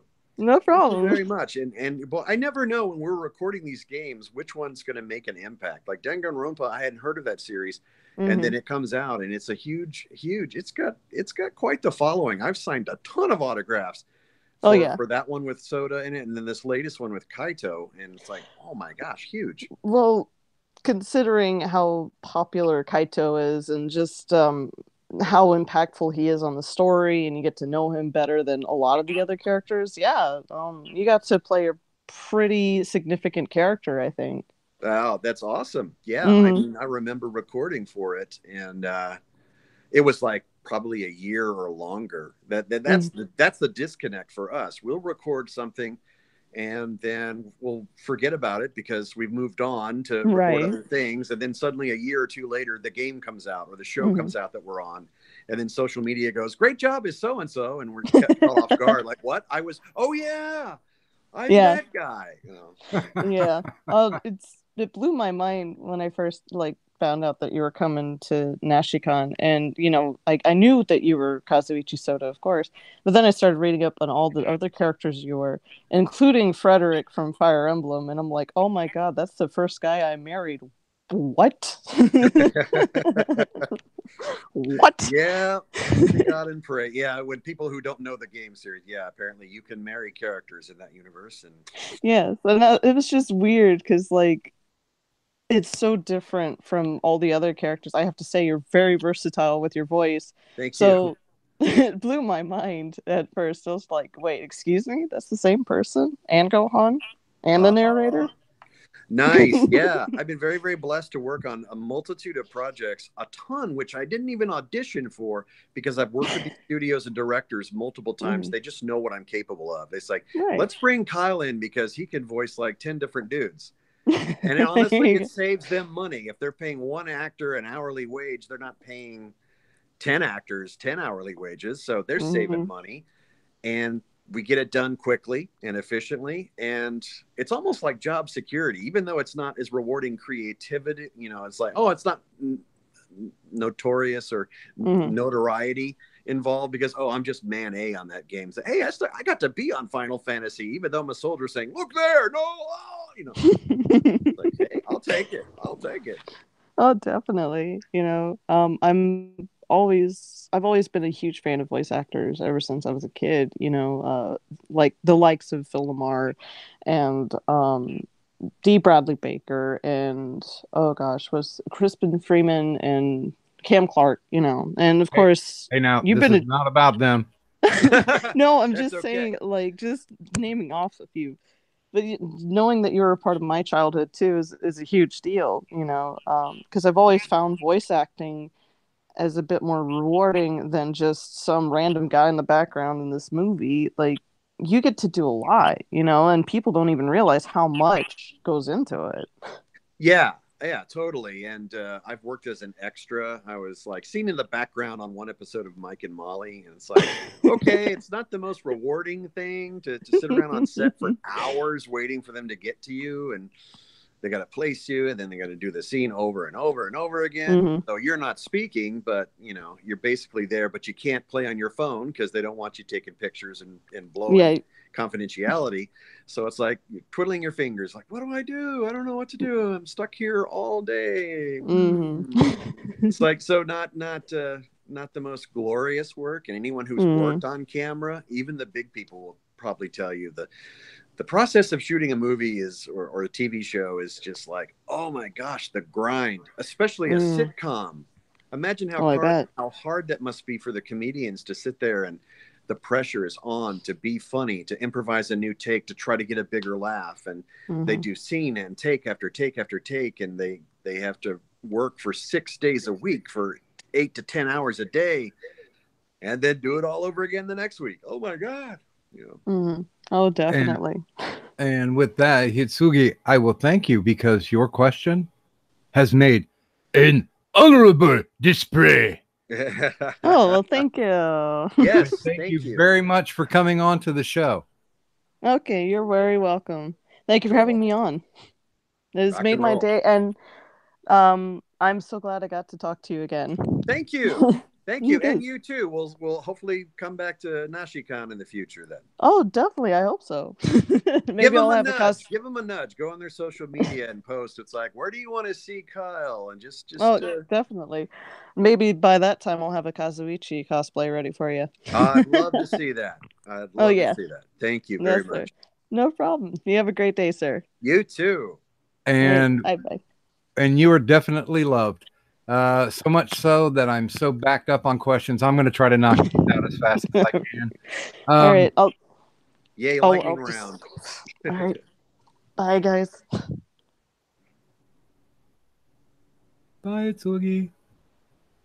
Okay. And by God, there's some really good questions in here. Some of the stuff that I had on my list that I wanted to ask. Sure. Red and Only asks, what was your worst and best audition? Worst audition. I ended up booking the part as the playable Na'vi character in the Wii version of Avatar, James Cameron's Avatar. Okay. And I'm recording on this game like 6 months before that movie came out. So I'm having to speak this Na'vi language, and most of it in English, but some of it in that alien language, and I'm listening to pronunciation and all that. But I go back further than that. The process wasn't bad at all. I was still Jones of like, hey, I get to work on a James Cameron property, although indirectly. It was the audition for that. It was that callback audition for the playable character, the alien character. Okay. And I remember being asked by the then director, then they switched directors, but the director was the original Creed from the Rocky films, Carl Weathers. Yeah. He was directing video games. And he said, Kyle Hebert, that's a Cajun name, right? It's like, yes, sir. He goes, okay, well, I want to hear you read these lines if this alien were from Louisiana. Okay. That was strange. So I did it. That's my job. I got to give them what they're looking for. And it's like, Cajun, huh? Okay. All guarantee. It's like, what? So basically, So you want me to do it in a Cajun accent? Yeah, I had All to right become. then, I had to Sherry. become. Oh, mon cher. I had to become Gambit, and which I did use that accent and tried out for Gambit on several animated things, and that went nowhere as well. But yeah, that was not bad. It's just so strange and out of left field. You never know what sort of weird direction is going to come your way, and you could get blindsided. You just got to literally be ready for anything. The best one was, golly, getting to work with Billy West on a commercial where we were playing the Island of Misfit Toys, and it was for Verizon when the iPhone first came out on Verizon, which it wasn't for many years. I remember that. Yeah. And, they did this Rudolph the Red-Nosed Reindeer claymation parody. And I was originally the choo-choo train, but they cut it out of the commercial, so I didn't get heard. But I'm there with Gray Delisle and Billy West and these legends of cartoon voiceover. And, that's the time when I first met Billy West, and, in his infectious energy and storytelling and the way he brings his characters to life. It's like, I am just giddy, and we're all like singing verses of this make-believe Christmas song about iPhones on a Verizon commercial. It's like, this is so crazy. That just meant so much to me. So as far as you're concerned, and I hate to pull this, but you sound like a person who doesn't feel like they're on the same tier with the guys that we've been talking about. And honestly, I would say that's just not the case. Oh, well, thank you. No, I really do feel like a giddy little fanboy, getting to not only meet these people, but run into them occasionally in sessions or in lobbies. And yeah, I mean, hey, everyone's just a person. They got to poop and pee like I do. and you know, they're very blessed to do what they do, and I'm blessed to be where I am, and it's really cool to see it all come together. But yeah, no, man, I don't think I hold a candle to Billy West or Rob Paulson or any of those people. I could just die happy if I got to work on a show like as a bit part man A to whatever they're voicing, and just be next to them and getting some sort of encouragement or approval, like a approving nod going, nice job. Oh my God. I got one of those from EJ Daily when EG Daily, when I was recording Super Skrull and I was doing a scientist character at the beginning of the episode. It wasn't even Super Skrull.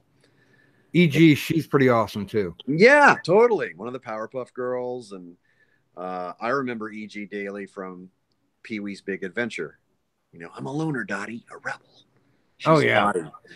So, yeah, it's kind of wild seeing someone that I saw on the big screen, you know, 10 years plus previous. Well, actually more like 20 years in the theater going, wow, I'm working with this person. Had no idea I was going to have that kind of day. Yeah, from everything that I've heard or read, that she was a sweetheart. Totally. Yeah, absolutely. Consummate professional. Gray Delisle's great. Just a wonderful, supportive bunch. And now, thanks to social media, the awareness is spreading about all the people that have been, up to this point anyway, anonymous, and now they're getting recognized at the grocery store, or, you know, certainly on the convention scene. It's a great time to be a fan. I mean, you know, for people growing up in the 70s and 80s watching those shows, they're just faceless people. You had no idea. It's like, I didn't learn until I was grown up that Casey Kasem, the legendary DJ from American Top 40, you know, he was voicing Mark on Battle of the Planets, or you know, Shaggy on Scooby-Doo, Robin on Justice League or Justice League, you know. Yeah, he was making the paychecks where he could. Oh, totally. Totally. It was just crazy. Now, Hexagonal Lamb has asked, do you have any voice technique recommendations for someone who makes animal noises? Ooh, I would say direct that question to D. Bradley Baker. You know, go to his website. And I think it's very interesting that he has voice demos for different creatures. He has crickets, he has pigs, he has horses, he has animals, like beasts, aliens, all sorts of different critters. I would say, you know, message him on Twitter or something. It's like, all right, what is your secret? How do you not totally trash your voice doing this sort of thing? And I will bet you anything that he is going to say it is about, you know, something about the nasal palate, you know, where your placement is, you know, using your diaphragm, that sort of thing. And the science or the physics of all that, I couldn't begin to imagine or explain. Well, can I share my one animal impression that I do? Totally. It's a bear. I'll take it. My God. I felt like Leo DiCaprio in The Revenant just then.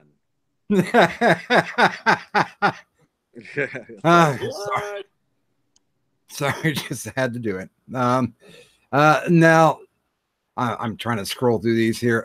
Nicholas Kreuzer asks, is the experience of working with video game voiceovers versus anime very different? They are, in that with video games, the animated element, the video element, is usually lacking on the video game side. If it is a Japanese game, we have the Japanese audio as reference, and we have to match the timing of that because the game is being animated to the Japanese audio. Whereas with anime, you know, the finished product is right there on screen. So in that way, it's way cooler. You get to see what your performance looks like. And then it's up to you to bring it to see how it sounds like. It's a little more disconnected on the video game side because you're literally just looking at a screen or an Excel spreadsheet generated on the TV in front of you. with multiple tabs, and your screenplay or the script is not written out in a screenplay form. Everything is on its own tab, and everything has its own subsection. You know. Yeah, and that's where my fascination would come in, because I know that video games are adaptive to the player. Mm-hmm. So you must have, multiple reads for any type of action or series that comes up. Yeah, I had a 4-hour session on a game yesterday, and I had a ton of lines. A lot of them were the same lines, but maybe with a slight tweak, because in this storyline, you're this, and this storyline goes this way. So you're recording the multiple ways the player could go. And, yeah, that's all got to be covered somehow. Angels versus demons. Angels versus demons. Oh my gosh.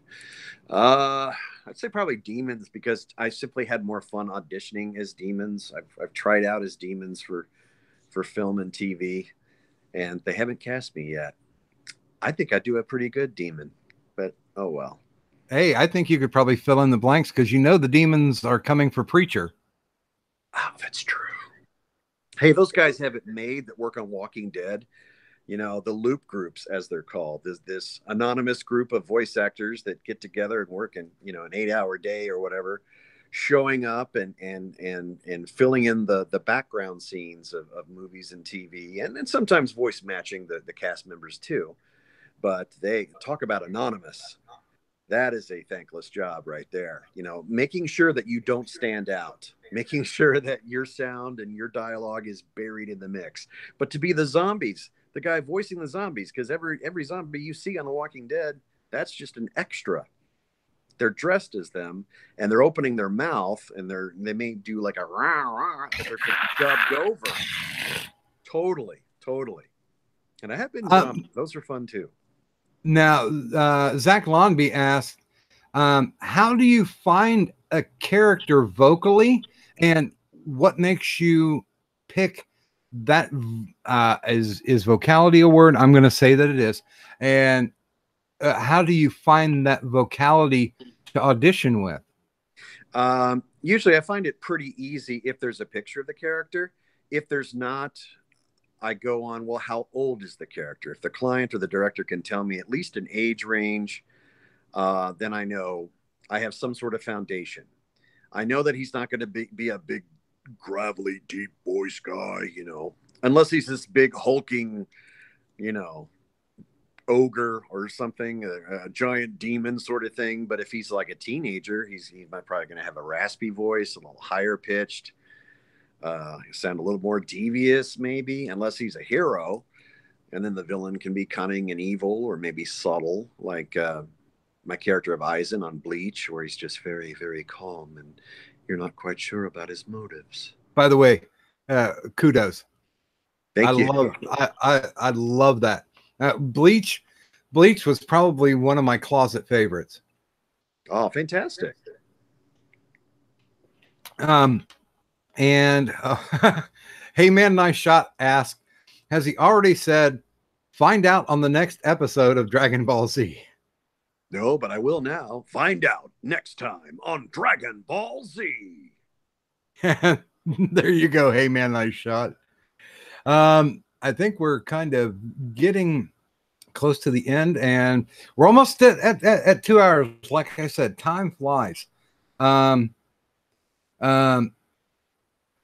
Let me get down to the bottom here. Now, someone had asked me if I had heard of,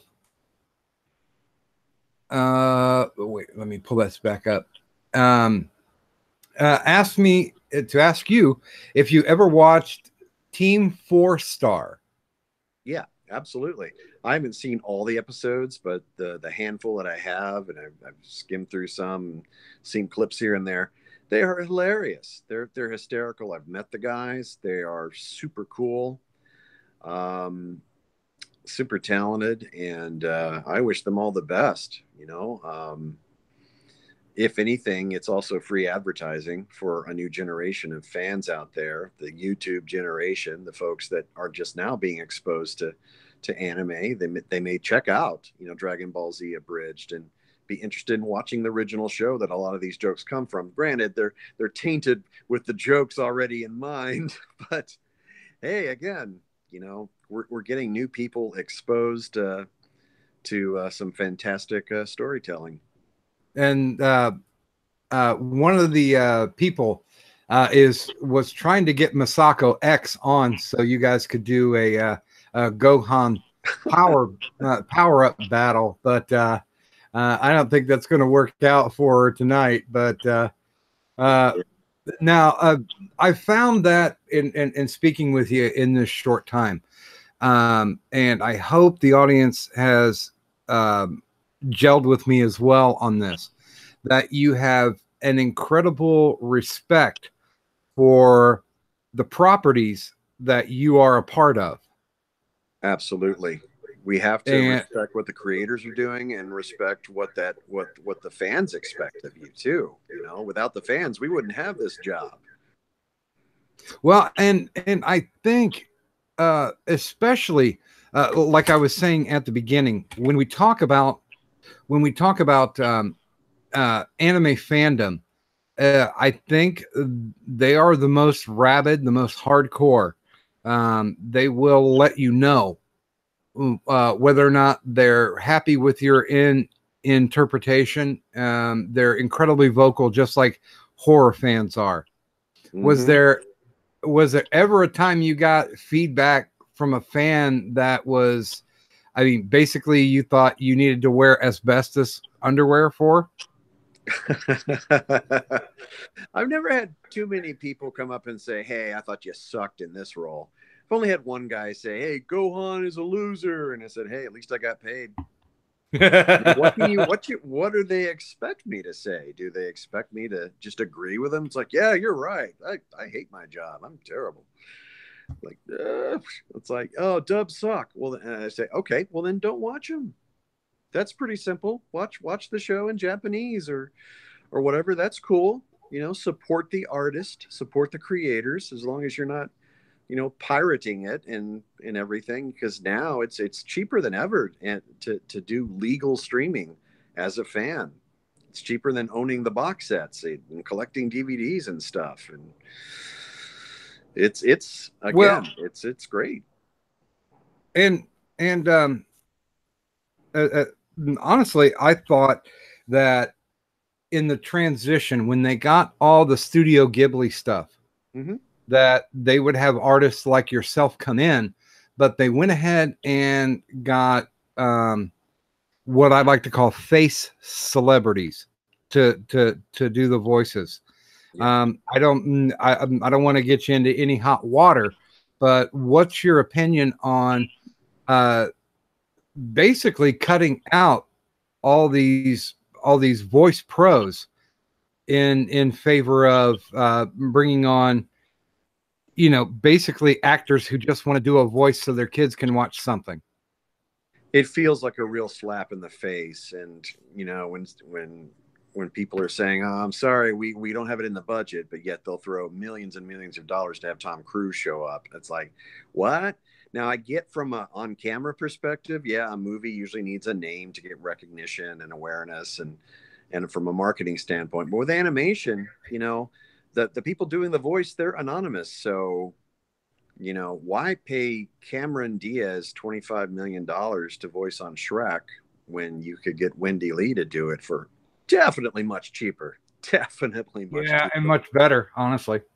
Yeah. Not everyone. I mean, Pixar has been really, really good about picking on camera people that do have a good knack. They get voiceover. They understand the subtlety of it, and it works generally well. Sometimes some of the other studios, it doesn't always succeed, and you know, I've heard stuff from Billy West even getting hired by the studio to teach a celebrity how to act like him. It's like, yeah, you're getting a paycheck, but you won't be heard on the final project. You know, so here's some hush money.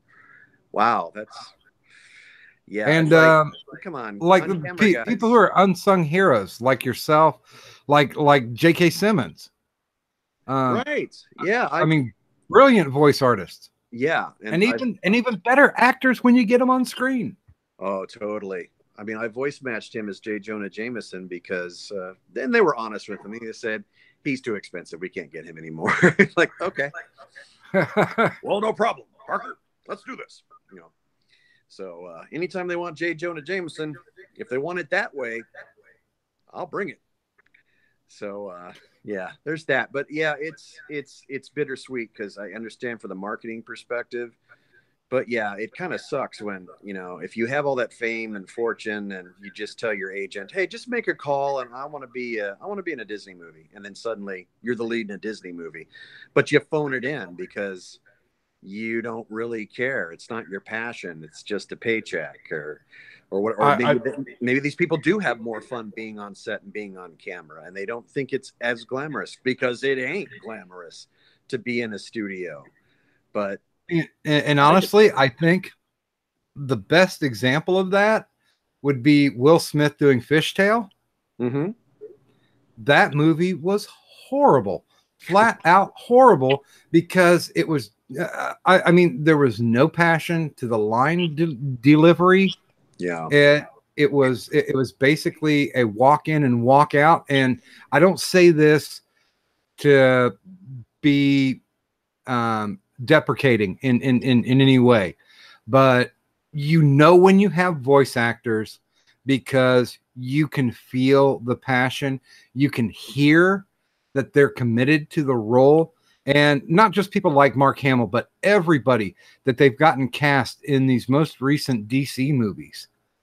Yeah, and you know what's really also interesting is that today's generation of animators and casting directors and all that grew up on the shows and games we've been a part of, we might have an in, you know. It's like the folks at Toonami were huge Cowboy Bebop fans, so I think they were the ones that kind of reached out to Steve Bloom, and you know, that career with Cartoon Network has blossomed and turned into Star Wars Rebels and Wolverine and all these other great franchises. And he's one of my idols too. Steve Bloom is awesome. Great friend. Yeah, absolutely. So it's like, hey, people grew up watching DBZ and they're going to have a big movie project at Disney or Warner Brothers or DreamWorks or whatever. And they say, I want Kyle to be in this movie. Well, then they can make that happen. You know, or maybe if they could convince the bean counters, that's like, look, we'll get a good performance and you don't have to spend $50 million to get them to show up. It's a win-win, I think. And I really hate that you guys are undervalued, but when I hear that you're on a voice cast, when I hear that people like Rob Paulson and Billy West, Maurice LaMarche, Phil Lamar, anytime I hear that name, I know there's going to be passion put into the project. Yeah. And I think that's the thing that, I mean, you can put Ellen DeGeneres on every Disney movie from here to eternity. I don't care, because of the fact that I know I'm not going to get the connection that I'm getting with you guys who are literally soldiers in the field, grinding it out every day, but not treating it just like another job, but treating it like an opportunity. And I think, again, it speaks to the testament and power of social media. The studios and the bigwigs, the people who have the power to make a project greenlight or whatnot, they're listening to the pulse of the people. And when they see more and more people hashtag things like the voice actors and the quality of the performances, you know, I don't want to go down the path of saying, well, we should hire this guy because they have 50,000 followers or 1 million followers. Like, I definitely don't want to open that Pandora's box, but, you know, at least them acknowledging that there are other forces at work here. There's an undiscovered paradise, a treasure trove of talent that have been doing this a really long time. They're great people. They're great at what they do.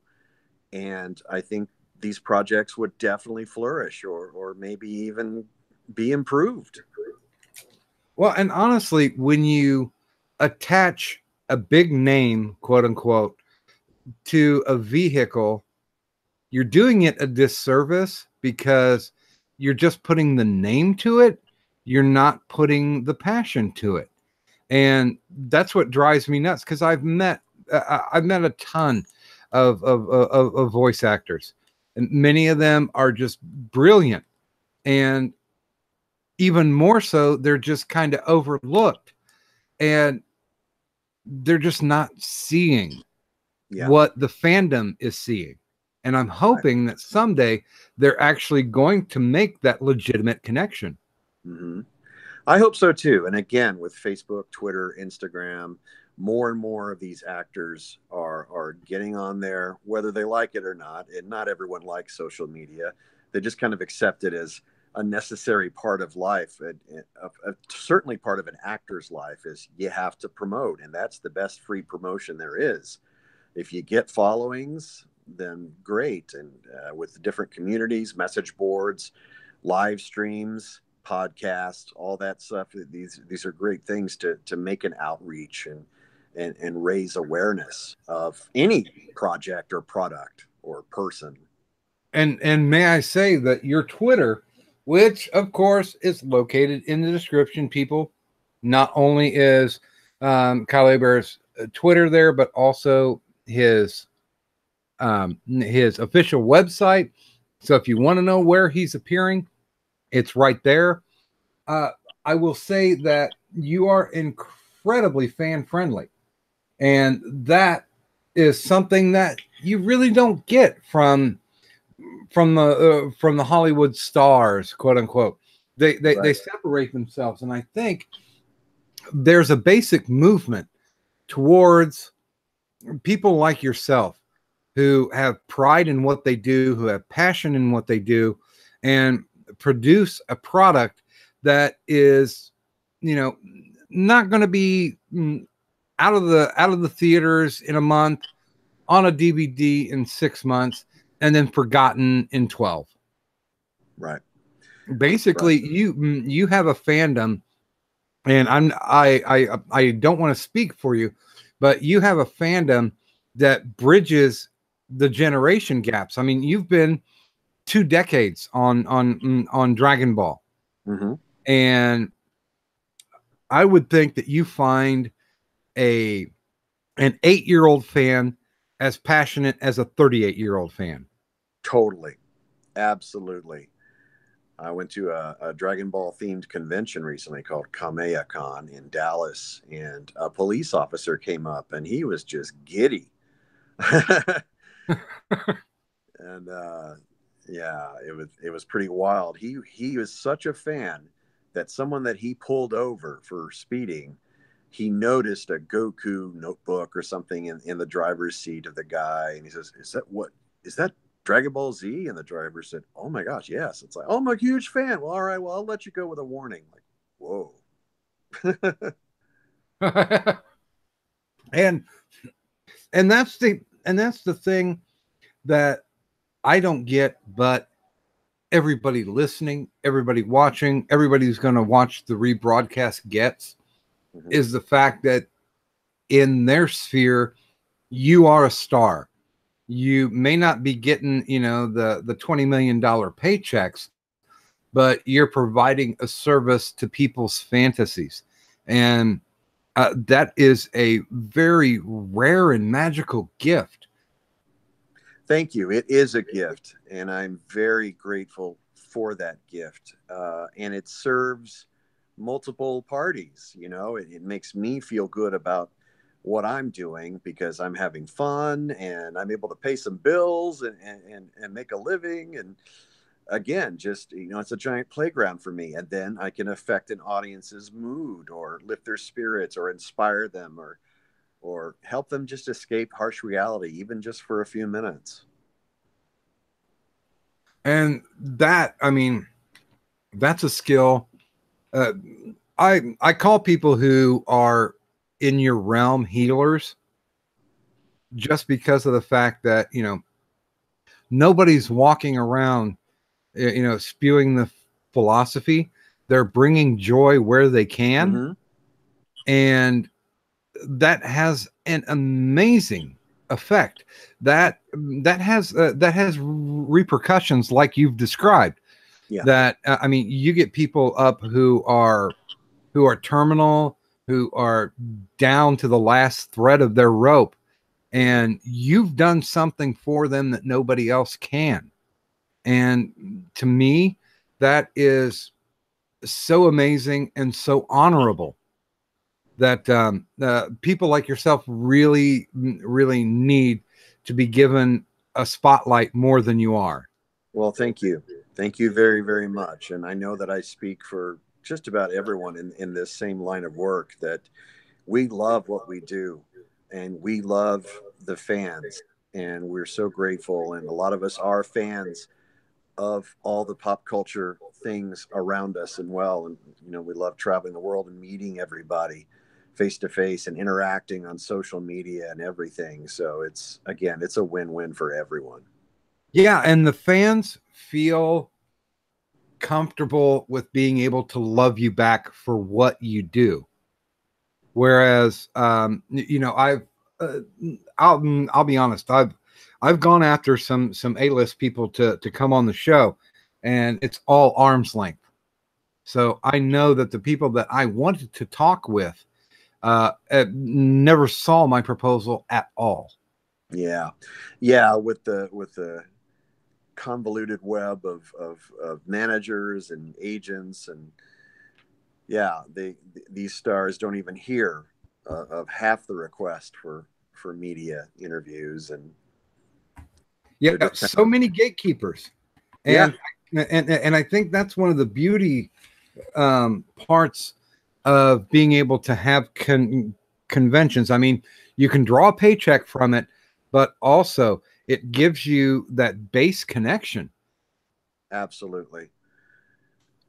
And I mean, if it weren't for the conventions, if it weren't for the fandom and the motivations of them, you probably would have never heard some of these inspiring stories. I mean, honestly, if I ever got an inspiring story like that, that could last me to the rest of my days. Nice. Very cool. Yeah, I've often heard a lot of these similar stories from people I look up to in the industry. So yeah, I'm a big purveyor of a believer of pay it forward. So yeah. And now I do want to make sure if you'd like to talk about something that you've got coming up that's going to be a release, the floor for shilling is open. Well, yeah, I definitely got to get rolling here, but I want to thank all the listeners and viewers again for their support in the fandom community, the convention community, and people in the industry for everything that they bring to the table. You guys can find me at Kyle Hebert. Again, that last name is Hebert, at Kyle Hebert on Twitter and Instagram. KyleHebert.com for updates on new projects and convention appearances. If you'd like to see me at your local convention, contact them and drop them a line and let them know who you want to see at your local convention. Request them. It could happen. It may not, but we unfortunately cannot control where we get to go. We can't just show up. The conventions, there's a protocol for that. So definitely do that. If you're watching, have you done Dragon Con? I have done Dragon Con. I want to say 2 or maybe 3 times in the past few years. Not back to back because they do rotate people out. But yeah, Atlanta's really cool. That seems like a very fun convention. That is a lot of humanity and a lot of hotels because it's a very, very huge event. But once you're in what they call the Walk of Fame, it's this just giant room with nothing but people in their individual booths signing autographs, and people from all walks and genres. And it's so cool to say, hey, I watched that person, growing up, or hey, there's Flash Gordon, hey, there's the Hulk, hey, there's someone from Star Wars, there's someone from Firefly, there's someone from, oh my gosh, this is amazing. So yeah, love all that. Yeah, but in terms of projects, Dragon Ball Super is about to come on Cartoon Network on weeknights. It's rerunning from the beginning, while new episodes will continue to air on Saturday nights. On the Toonami block, you can hear me as Kakyoin on Stardust Crusaders, JoJo's Bizarre Adventure. And I voice a character named Moral on Hunter x Hunter. Naruto Shippuden, I'm continuing on as Kiba and Inoichi. Yeah, again, follow my social media accounts. When new projects come out, I will be posting them there. Well, and I have to say that the nurse just handed me the test results, and it looks like, I'm sorry to say that your creativity is incurable. So, is there anything, any message that you would like to leave with the aspiring voice artists out there, or basically the fan base? Is there anything that you would like to say to them? When you have a dream, you may not achieve that goal, but do everything you can to take baby steps towards achieving that goal, whether it's one day a month, one day a week, whatever. Dedicate it to your passion, what really drives you, where you see yourself going, and use your life experiences to take away very valuable lessons, whether it works to your advantage or not. You will grow as a person, and it's a journey worth taking. I stuck to my guns. I'm not saying it's going to work with everybody if they do exactly the stuff I've done in the way I done it, or even if they come up with their own way of doing it. There's no guarantee. It's all risk. There's no guarantee of reward. But I stress it's better to at least know and have tried instead of wondering what if. I completely agree with you on that. And on that, I can't think of any better words. Once again, for the people who have tuned in, and of course, for the people who are going to hear the rebroadcast of this very special show, I would like to personally thank Kyle Hebert for coming on and spending a little over 2 hours with us. See, time does go by when you're kind of having fun, and I think there are incredible nuggets of wisdom that people are going to be able to mine from this. Once again, I am honored. I'm in your debt. You're welcome back onto the show anytime that you would like. And thank you very much for tuning in to Doctor on Call. All right. Thanks so much, Doc. And thank you to all the viewers out there. And a very good night to all. Make sure that you always take your doctor's advice and maybe a dose of penicillin too.